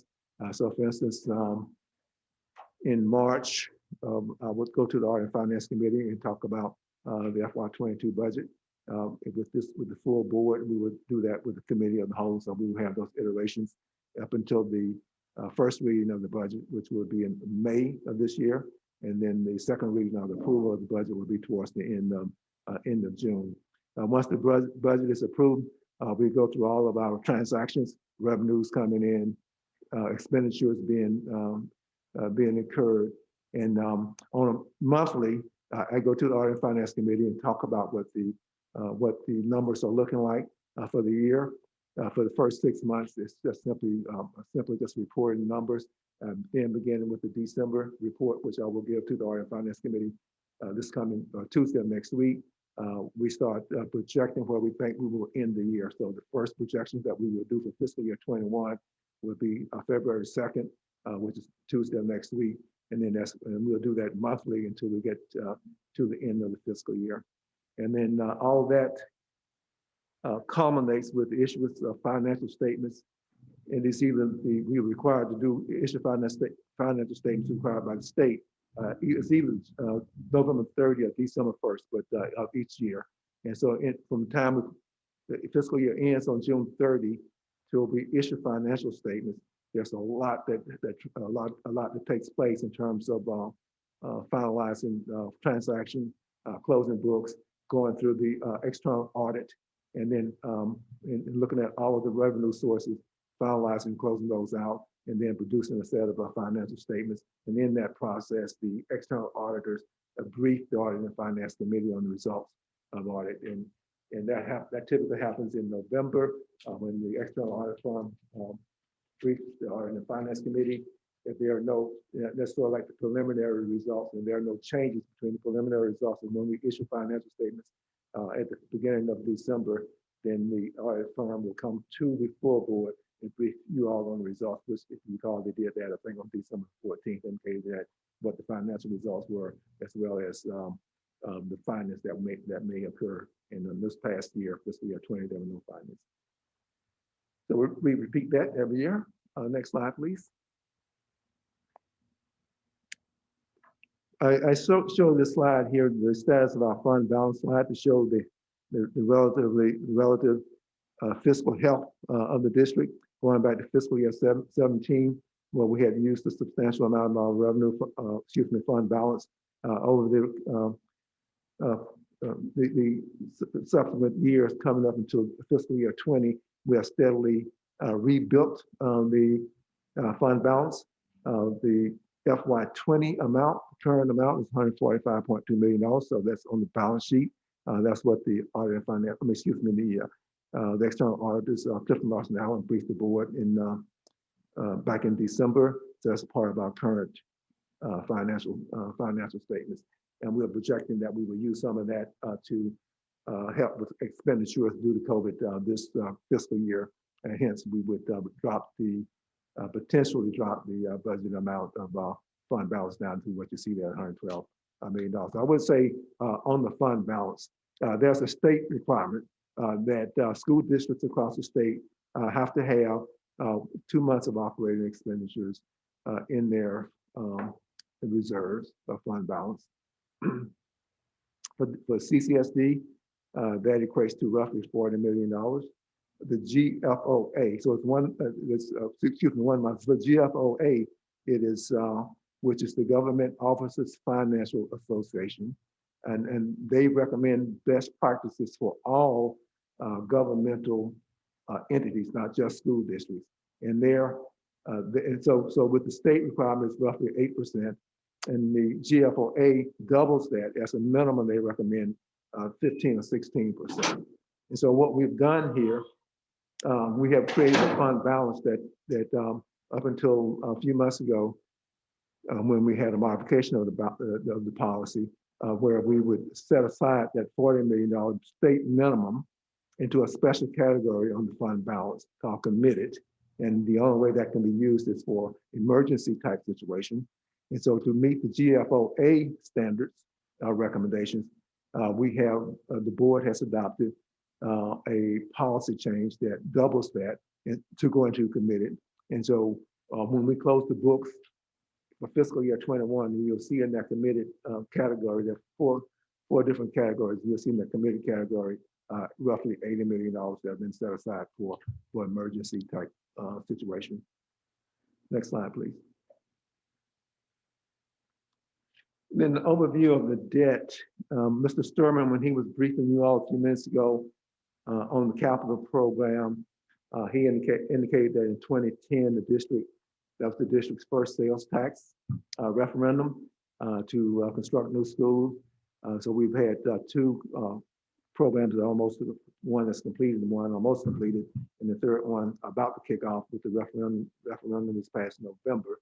And prior to 2010, as he indicated, the way we funded school construction was through debt.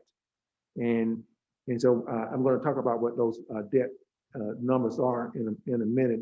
But we have essentially two types of debt that the district has. One is a short-term needs, and so those are to assist with cash flow. So in the fall, we issue what's called a TAN, tax anticipation note. That is, we need, if we did not do that, we would run out of cash. We would not be able to pay our vendors, would not be able to pay our employees.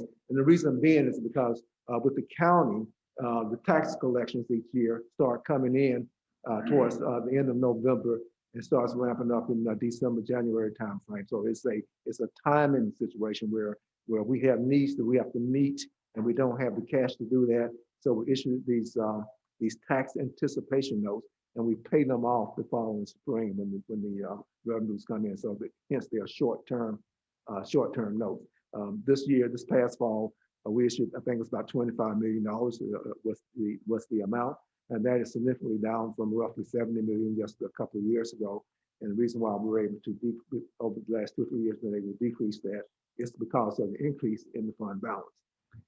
And then the other short term is called a BAN. So that's a TAN, tax anticipation note. The other one is a BAN, which stands for bond anticipation note. And the concept is the same. We have to pay vendors when we're building schools and whatever other expenditures that we have. And the taxes are not coming in until later in terms of cash flow. So in the spring, we issue a BAN to pay down both debt and to be able to meet our obligations. And then once the tax collections come in this case, the sales tax collections come in through the referendum, then we'll, so for instance, we collect taxes, or the county collects taxes year round. But at the beginning of the calendar year, we don't have enough collection receipts coming in to be able to cover all of our obligations. So those two happen each year. Next slide, please. And then the debt that the district currently has at the top of the slide on the left-hand side says $560 million. And the table on the bottom right-hand side gives the graph there gives some indication of how high that debt used to be. It used to be close to $1 billion. And so this is debt that we entered into back in the first two rounds of the school construction program going back to the early 2000s. And what this slide is showing with that downward trend on the graph in the bottom right-hand corner is that we are steadily paying off that debt. And if there are no changes in our debt posture in terms of borrowing more money over the next 11 or 12 years, then by 2032, the district will be debt-free, except for the short-term borrowing that we do each year. And then going back to the left-hand side here, the amount of money that the district can incur debt on is limited by state statute, and it's called 8% debt limit. It's 8% of the assessed property values. And so at the bottom there, it shows how much our current debt limit is $378 million based on that formula and the state restriction. And out of that 378, $293 million that's already been issued. And the millage for that is like 28 mills. We anticipate that millage to stay steady for the next, 5 to 6 years, and then gradually decrease that to around 26 mills or so as the district's posture to eliminate its debt. And so that's my overview. Next, I'm going to have the department heads, and beginning with actually Jackie Carlin, who's the executive director of finance. Next slide, please. And so each member of my staff will in turn brief their departments, and starting with Jackie Carlin, executive director of finance. So Jack, are you on? I am, yes, sir. Good afternoon. My name is Jackie Carlin. I serve as the Executive Director of Finance. I also have with me Lisa Sizzler, who is, serves as our Assistant Executive Director of Finance. And together, she and I collectively do a high-level budget development and monitoring of our budgets throughout the fiscal year. We also do a multi-year forecasting on the general fund as well as special revenue funds. And we also do some financial reporting for our district to the State Department and other entities that need it. The multi-year forecasting and the financial updates are reported to Audit and Finance Committee as well as the board on a monthly basis. I also supervise the payroll office and insurance services office, the budget office, the accounting office, which includes accounts payable, accounts receivable, and cash management, and the capital projects accounting office.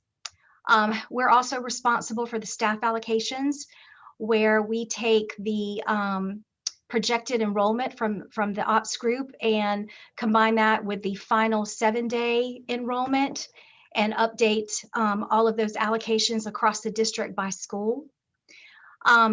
As far as the capital accounting office, they maintain and monitor compliance of capital spending to include the construction in progress for year-end reporting.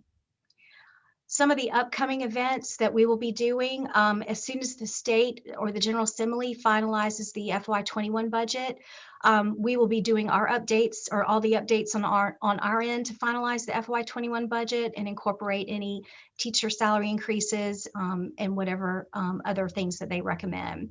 We're also starting to work on the FY22 budget development. And then we'll also, in the midst of all that, we'll be finalizing the fiscal year end close, which is on June 30th, but there's a lot of work ahead of that we have to do to get ready for that June 30th deadline. And then we will be, our whole department will be working together to finalize and complete the financial audit, have our external auditors come in and work with us on that. And then we will submit that to the State Department on December 1st. Next slide.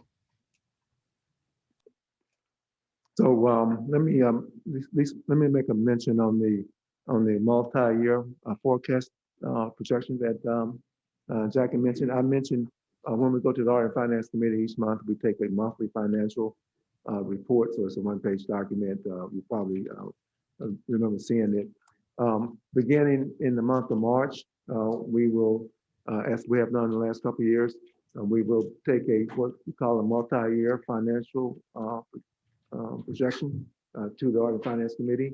And what it does then, instead of looking at just 1 month or 1 year, we do a significant amount of analysis so that and present what we think is going to happen, not only in the current year, but 2 or 3 years out, so that we can begin planning and the board can understand where we think we are going to be headed.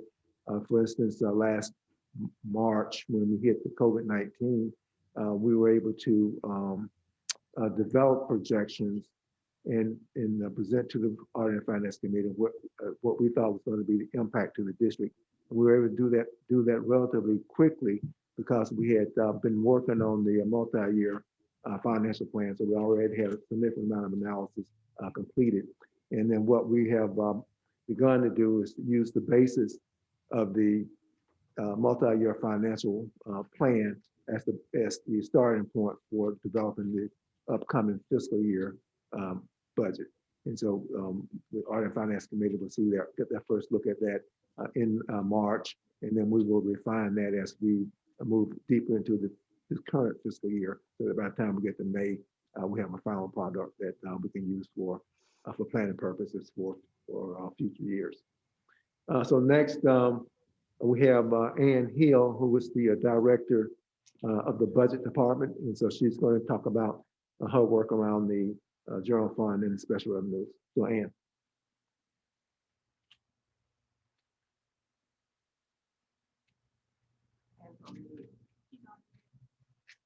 I think they said you might be on mute, Ann.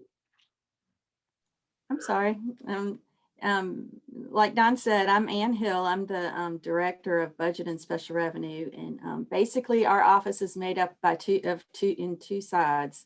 The budget side, which is responsible for collecting, summarizing, uploading, and monitoring current and next year budget data. And then the special revenue side, which is responsible for meeting the financial reporting and compliance requirements for federal, state, and local grants. And as has been mentioned before, we have over 100, well, right around 100 special revenue funds that we currently manage.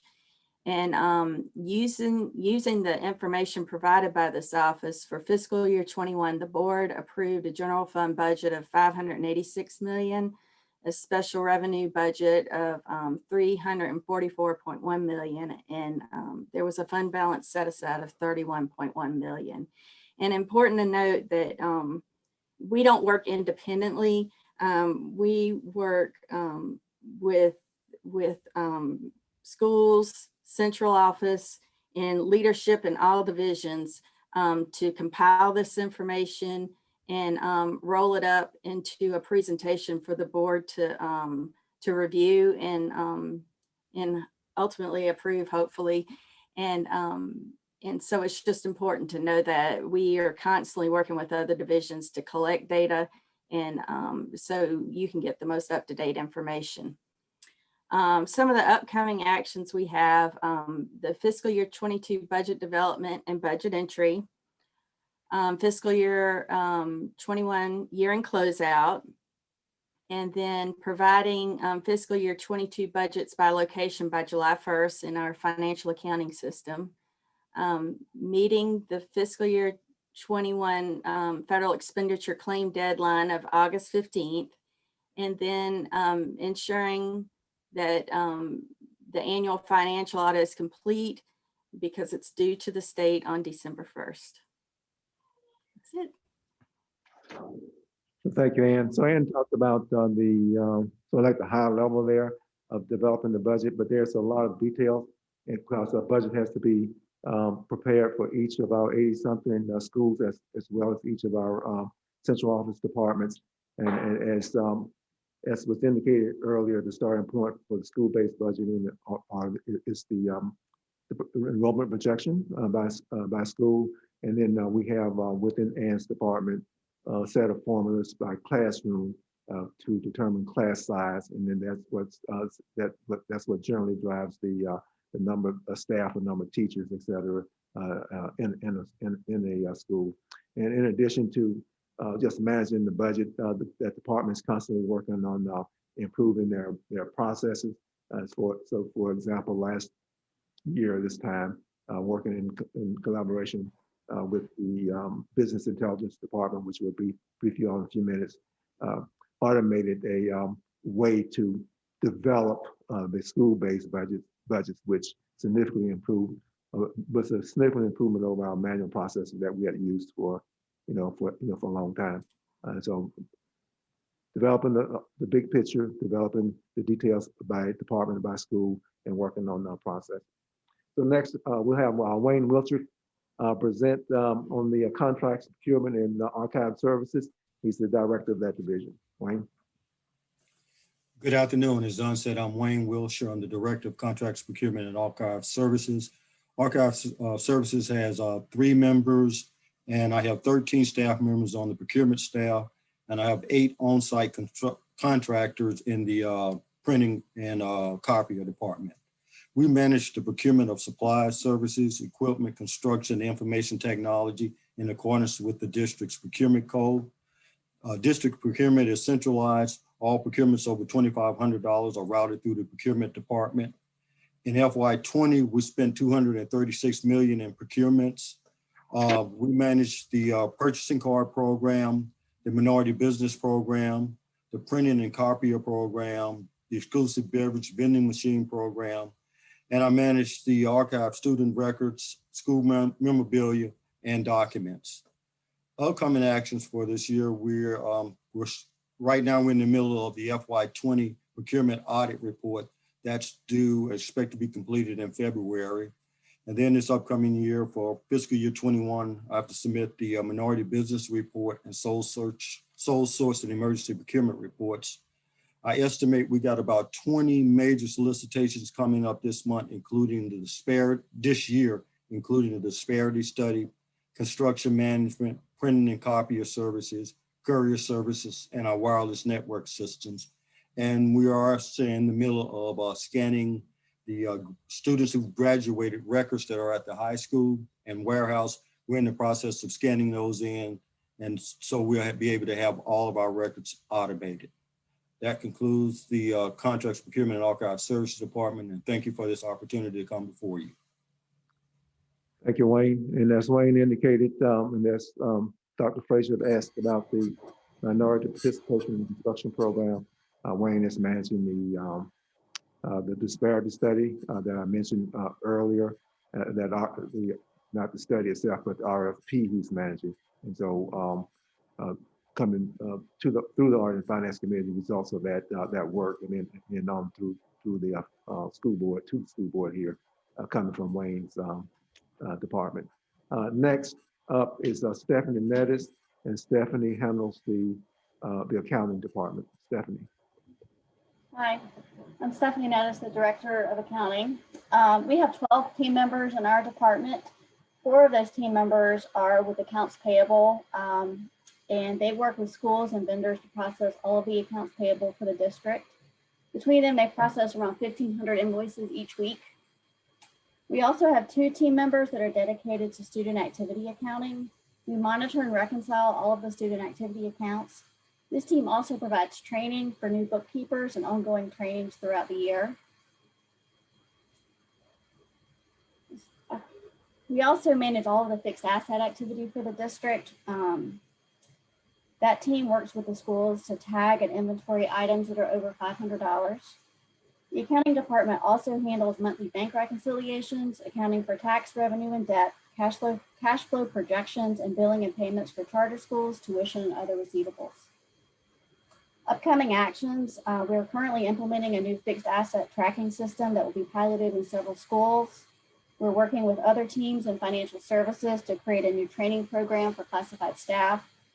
We have the fiscal year end close and the annual audit. And we also will do a cash flow projection to determine if we need to issue a tax anticipation note in August.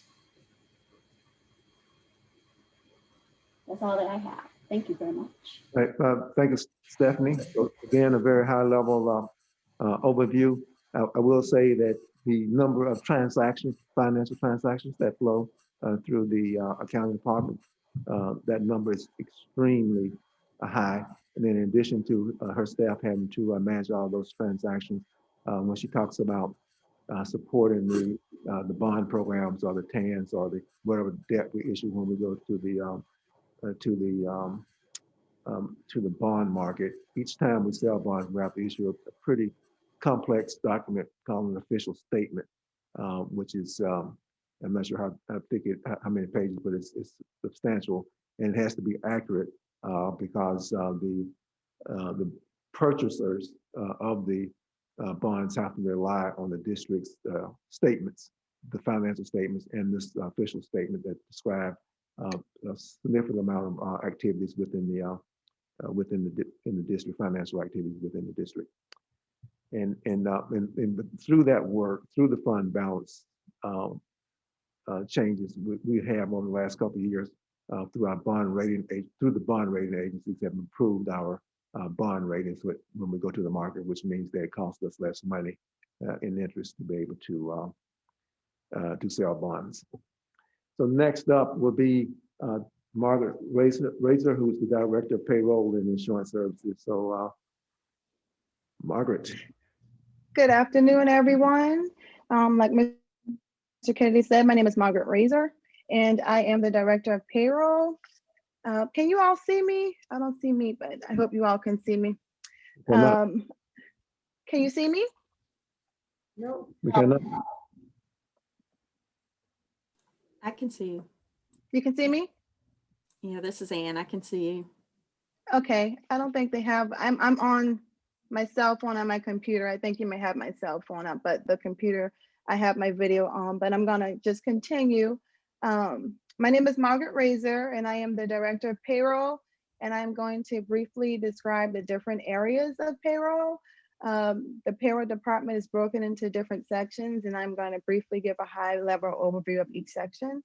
And the first area I will talk briefly on is payroll processing. We process semi-monthly payroll twice a month for 6,000 plus employees. Every semi-monthly payroll is gross $13 million. We also process all salary adjustments, increases, and retro pay, basically any salary change that's initiated by the Human Resources Department. We process that in the payroll department. We also have the payroll accounting team. The payroll accounting team is responsible for reconciling all payroll, benefits, and retirement accounts to make sure that all our expenditures are posted accurately in our financial software. The payroll accounting team is also responsible for both PIBA and ORP retirement reporting. We also provide the invoices to the accounts payable department to bill our charter schools. We also are responsible for both payroll and benefits encumbering. The Kronos area also falls under payroll and insurance services. We have a Kronos analyst, and she is responsible for the maintenance, upkeep of our Kronos system. She's also responsible for making sure all Kronos users are complying with all Kronos rules. And she's also responsible for making sure that all Kronos users are trained on the system. We also do reporting in the payroll area. We are not only responsible for the quarterly, we're also responsible for both monthly and annual federal and state reporting. We process tax deposits after every payroll. We are also responsible for the monthly and quarterly retirement reporting. We are responsible for the quarterly wage reporting, the quarterly multiple worksite reporting, and the monthly labor statistics reporting. The upcoming actions in our area, we are this week finalizing the issuance of W-2s to send over to our business intelligence department. In May, we have a lot of things going on in May. We're issuing 1095Cs. We have to issue 1042Ss, and what I neglected to put on the slide, we also have the Kronos conversion from Workforce Central to Dimensions in March. And then we will move right on into our fiscal year-end close, where our payroll department processes 3 accrual payrolls and also balloon payments for any employees that are terminating. And we also work closely with our compensation department to input our new fiscal year salary tables. So that's payroll, a high-level overview of payroll, and thank you all for allowing me to talk about my department. Next slide, please. Hold on, Sam. Thanks. Okay. Well, thank you, Margaret. And before we go to You're welcome. Before we go to the next slide, generally speaking, I think people think in payroll there's cut checks every 2 weeks, but as you can see, there's a significant amount of work that goes on in this department. Roughly 70% of the district's expenditures from salaries and benefits. This payroll accounting here, if that is not done correctly, the information then that I present to the Audit Finance Committee, financial information would be inaccurate. The Kronos here is the timekeeping system. And so what the starting point for getting accurate information into the system in terms of payroll is to make sure that information coming through that system, that information is accurate. And then all the reporting here, both to the federal government and to the state, is really critical to make sure that when we get into W-2s and information that we provide to our employees, that information is accurate and that we do not get them in crossways with the tax authorities at the federal and the state level. So next slide, internal consulting. That's headed up by Dr. Abigail Woods. Dr. Woods is out on medical, so I'll cover her information. The internal consulting department was created recently, a couple of years ago, and it was to address some of the significant deficiencies that we had in business processes. So for instance, in December, when the external auditors, we briefed you all, the board, about the results of audit, that no audit findings, and that had a slide showing the decrease in the number of audit findings over the last few years down to 0 this past year. A lot of that is attributable to the work coming out of internal consulting. So in addition to trying to understand what business processes are out there. Also working with various departments to help improve those processes. We have a business metrics team that meets that we meet once a week, and we have different departments that meet with us on once a week to talk about different aspects of our business. For instance, one that's listed here is the P card analysis that we're currently working on, and making sure that those business processes are effective. This group also worked on the Chronos timekeeping processes, and also they have began to work on the federal revenues, taking a look at ways that how we expend money, how we plan for those expenditures, those revenues coming in, and making sure that we have processes that are appropriate. That the group also works with the cultural competency team. I talked a little bit about the cultural competency work last month, but for instance, I have listed here the racial equity should be Racial Equity Institute training. I think the board members have been, an invitation has been extended to you all, and so coordinating all that, it comes out of this internal consulting group, as well as the other work on the cultural competency team. Personnel action team, looking at, we just need some technical terms in here, but looking at various business processes that will make sure that we can improve those. And the beauty here of having Dr. Woods manage this department is that there are certain processes that take place within the school environment that people like me, finance people, and other business type people don't have a understanding of. And whereas we have an understanding of the business processes, and there's often a disconnect in terms of understanding at the school level. So with someone who has a background in schools, it's been very helpful and very meaningful to be able to sort of like close that disconnect between what we understand in the business world and what actually happens in the school. Next slide. So up next is Matt Jordan, who's the Director of Business Intelligence and Information Management. Matt. Good afternoon, everyone. My name is Matt Jordan, Director of Business Intelligence and Information Management. From a high level, this team provides both a customer service and a customer support role to all departments. Our primary stakeholders fall within finance and human resources. We do have one team that manages our ERP system, that is Munis. That's the system of record for all payroll, financials, human resources, and serves as the system of record for all of that data. So we work very closely with all of the teams that fall under finance and HR. We work with these various departments to facilitate ACH transfers once payroll or AP has completed their batch processing. We also work to take over once these processes are complete, such as payroll, AP, W-2, 1099s. We take over and do the actual form printings. And that side of the house serves as the system administrator for Munis. So we're often working with these various teams to make sure the system is configured or working as they would like it. We also have another side of the house, or another team, that's responsible for more data management and programming. And so this team does write code. We do deliver and manage data to our disparate systems or other software vendors outside of CCSD. The team does a number of application development.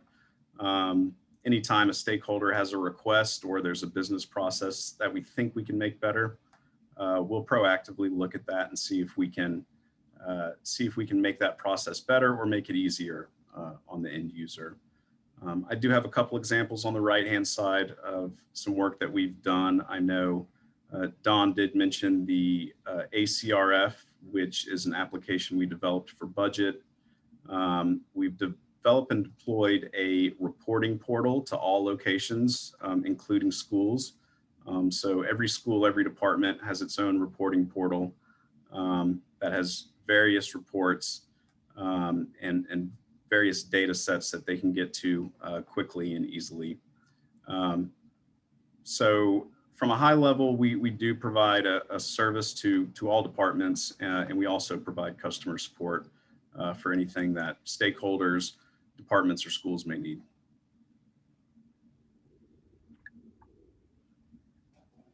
Thank you, Matt. So Matt has listed on this slide like the Munis upgrade. There's a significant challenge in doing major system upgrades in our business systems. His department manages that. He works with the vendors, understanding what potential changes in systems would be. They work with our various departments outside of the business intelligence, the end users, to make sure that they understand what's going to take place and what the outcomes of their business system upgrade would be. They set up various test environments so that we can test. So it's a significant amount of effort to do these upgrades, to do programming for these initiatives like the automation of the school-based budgeting process. And so they do an outstanding job of getting that done. Next is Kathy Milne, which she's the director of the Student Information Department. Kathy.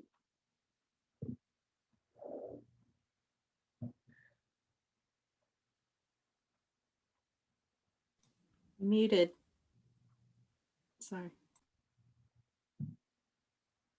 See, Ann, you're not alone.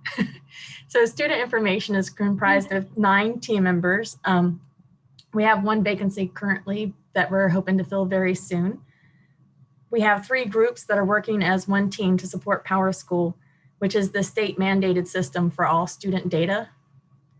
It includes enrollment, schedules, attendance, grades, special programs, data for funding, and it's the key to provisioning all of the learning applications across the district.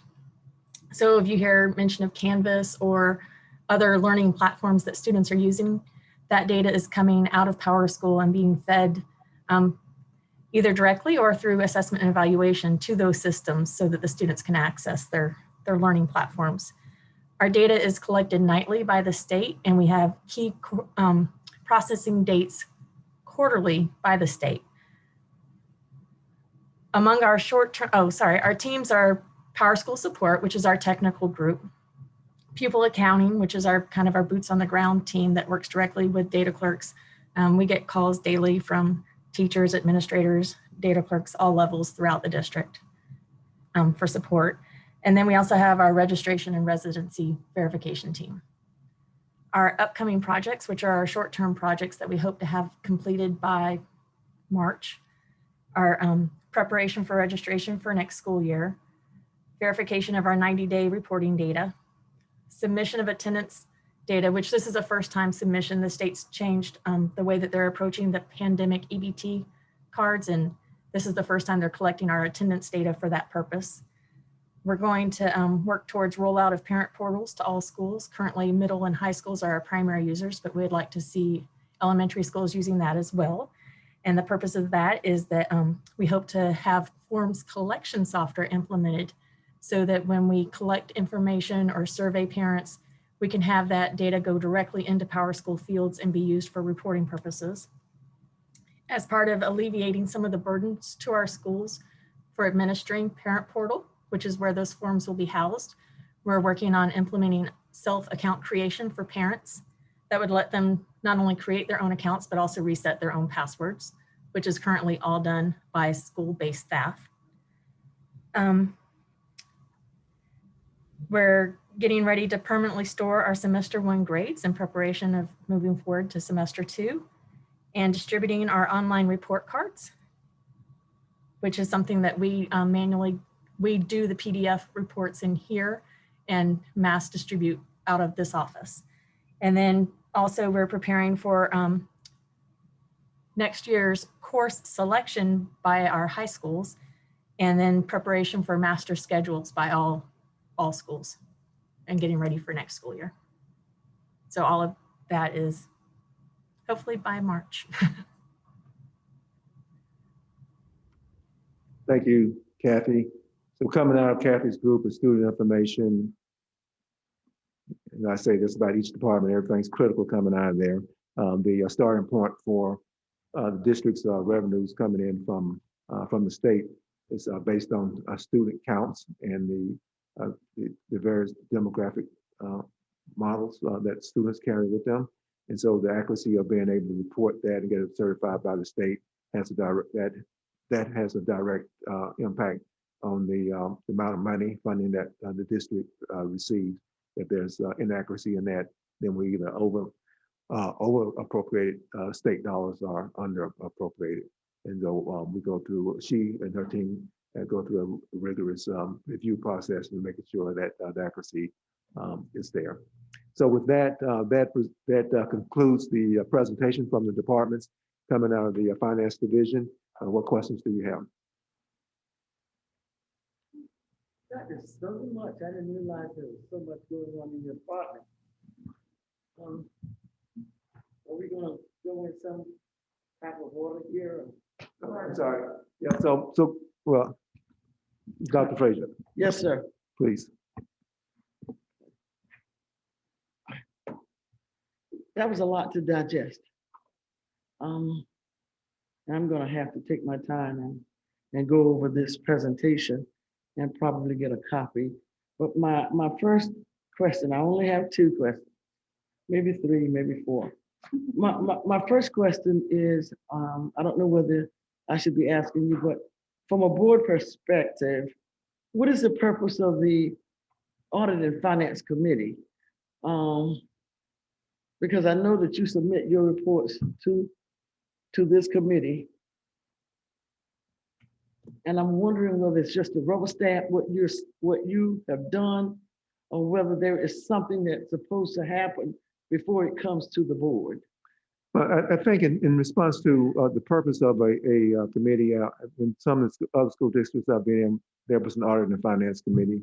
And so typically on the governance body, there may or may not be people that have been elected with financial expertise.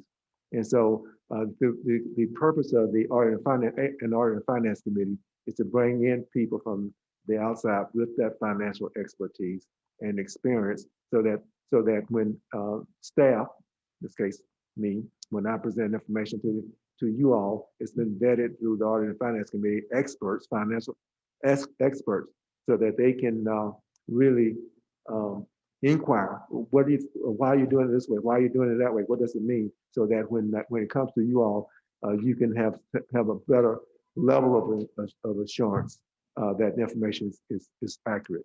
And so it's not a rubber stamp type body. It's a body that provides, I think, invaluable information to me as I look at our business processes, and I believe invaluable information to the board, so that you can have assurance that what's being presented to you has a level of accuracy. And do we have that protocol in place now? Do we have that in place now? Well, we do. I mean, yes, we do. So we have the Audit and Finance Committee. There's 2 board members, and then comprised of 2 board members and 4 people from the outside with financial expertise, and one with technology expertise. And so that we have a charter, Audit and Finance Committee charter. I think you guys are going to be voting on that this month. A change to that. In the back of that charter is a table that lists everything that goes to the Audit and Finance Committee by month, and so that you can see what they'll be weighing in on.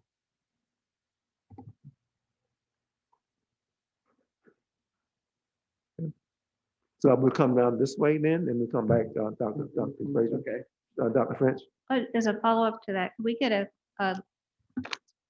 some point a communication of the members of the Audit and Finance Committee? I'm sorry, could we do what? Could we get a communication of the members, all of the members of the Audit and Finance Committee? You want a list of the names and what in their positions? Yes. Yeah, certainly we can do that. That would be great. Yes, in fact, Jackie can take care of that. Thank you. Ms. Hedrich. I just have two questions. So are you currently taking out bond anticipation notes in preparation for the penny tax in 2022? Yes, so our bond attorney and our financial advisors, PFM, they're working on, in conjunction with my staff, they're working on the spring ban. And so we will be bringing that to the Audit and Finance Committee, I believe in March, and then the full board would have to vote on that. Thank you. And then for the disparity study, you're currently taking RFPs for who's going to conduct that study? That is correct. I don't think the RFP has not been released yet. It's being developed right now. So I should be able to review that later this week. And then it will go out for that purpose, yes. How long do you anticipate that taking?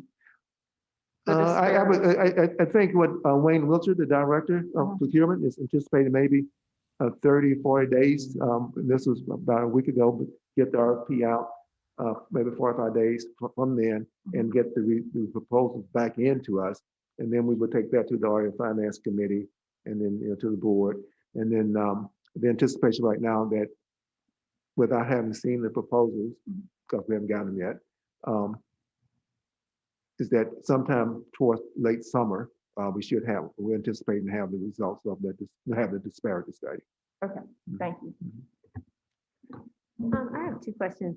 One, I know the disparity study isn't available yet, but is there any thought around, in order to meet the goal of the 20% SWMBE contractors, around some sort of like incubation program, because there are oftentimes suppliers that are not quite ready to do business with an organization at large, but there are some things they could be doing to prepare for future.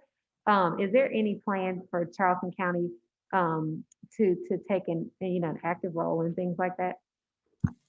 I mentioned when Mr. Rory and his team were presenting that I'm meeting with a group of people, Wayne and I'm meeting with a group of people from the outside to help us think through those things. One is, I don't remember her full name, I think her last name is Milton. She represents Miss Dominique Milton. She represents the Carolinas and Virginia around that type of thing that you're talking about, the development piece. So she's a part of that group that I'm meeting with, and so we can better understand what those support structures might be. And then the other question is, during the budget process that happens, it starts in March, right? Or does it start in February? The budget process? It starts in December. Oh, it starts in December. Okay. So I've been working on it for a while, and then we get and we begin to engage the Audit and Finance Committee in February, and then the full board either February or March, and then it accelerates as we get into the spring. Okay, I guess since the board gets it in February, so I guess my question is, as a board member, if I'm wanting to advocate for anything, and this is just a general question because I don't have anything in mind now, if I'm wanting to advocate for anything, if the budget has already been in development since December and we're seeing it in February, is that even an opportunity to advocate for anything? Or I guess I'm asking about that process. Yeah, so let me clarify. When I say we've been working on the budget since December, we've been working on processes on how we're going to develop the budget. So for instance, Ms. Barnett talked to you all about the enrollment projection. So in the board meeting this afternoon, there's a FY22 budget. There's two calendars, a summary calendar that talks about when we're going to come to the board, and then much more detailed calendar that just gives you an overview of the type of processes that we go through. And so we started in December developing those processes, refining those processes. You all met a couple of weeks ago or so, you all being the board, around what your board priorities might be. And so the beginning part of my engagement with you all as a board is to understand what your priorities are so we can figure out how to develop a budget around those priorities. So that's what I advocate for as we develop the budget, input from you all so that we can know what to budget. Okay, and that brings up a good point, because for me, it's I'm just concerned that it's very hard to get aligned on priorities with 9 folks, and I'm just wondering, I'm trying to make sure we don't miss the cart you know, as it's going by. And so just wondering, and maybe this isn't a question for just you, but just want to throw out into the atmosphere, just wondering, you know, when we'll get to a point of going back to the priority so that we can set some and make it in time for the February, so we can be, you know, using this short term of ours, you know, the most efficiently. And so we have, I think, time planned for the committee of the whole, February, March. I'll be meeting with Dr. Postlewaite tomorrow morning. And on my list of things to talk about is the, you know, the board priorities, where we are in that process. Thank you. My next question is for Mr. Wiltshire. Out of the 236 million spent on procurement, how much was spent with Black contractors? So let me answer, let me handle that, Wayne. So Dr. Frazier, I think it was in October, Wayne took to the Audit and Finance Committee and she'll come to the full board. This obviously before you were on the board. So we have required each year to take to the board the results of spent expenditures with SWMBE. And so we did that in October. And so what I'll make sure that we get you a copy of that, and then you can see the amounts that were spent on different categories. Okay. Okay. And my last question, this was a lot to digest. And for the most part, I was not able to really look at it in totality. Who should I call if I have additional questions about this presentation? That would be me. Call you directly? Or the person who? No, ma'am, you can call me directly. Call you? Yeah, thank you. I just wanted to make sure I understood the fund balance slide. Not being a big financial person myself, if I understand this correctly, this is what you have left of, like, revenue you have left over at the end of the fiscal year. And the state requires that you have a certain amount to cover emergency expenses for 2 months, or a certain projected amount, correct? So the state requirement is roughly 8% or 8.3% of your the average of your prior 2 years expenditures. So that's a state requirement. Okay, and then this year, the board decided to make that $80 million for Double the state requirement. double the state And that, requirement. again, that is in reaction to the GFOA, which is the Government Officers Financial Association. So it's an association, a national association that provides best practices in many areas of finance in government. And they say that as a minimum, that governmental entities should have that 15 of 16%. And so if you take a look, we CCSD is very fortunate when we came through the COVID. When the COVID first hit last year, plus we had an adequate reserve of fund balance to be able to say that if X happens, we were able to weather through that. And we were fortunate again that we did not have a hurricane this year. So we had a hurricane, major hurricane, and the COVID, then this would have been a significant financial problem if we didn't have the reserves there. So this is really setting aside an emergency fund for emergencies. Okay, that's thank you very much. I think that answers my next question, which is there a point of diminishing returns for trying to make sure your overage fund balance is so high because you're skipping on operations? That's correct. So now that we have that 2 months, the 15, 16%, then we can better manage anything that's beyond that in terms of whether it's too high, we need to bring it down. We need to think about how we use that.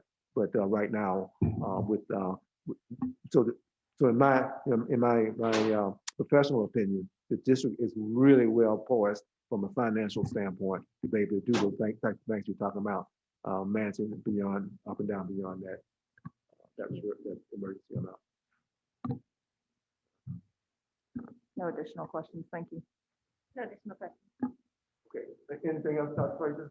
Anything else, Dr. Frazier? Thank you. This was awesome. All right. Thank y'all very much.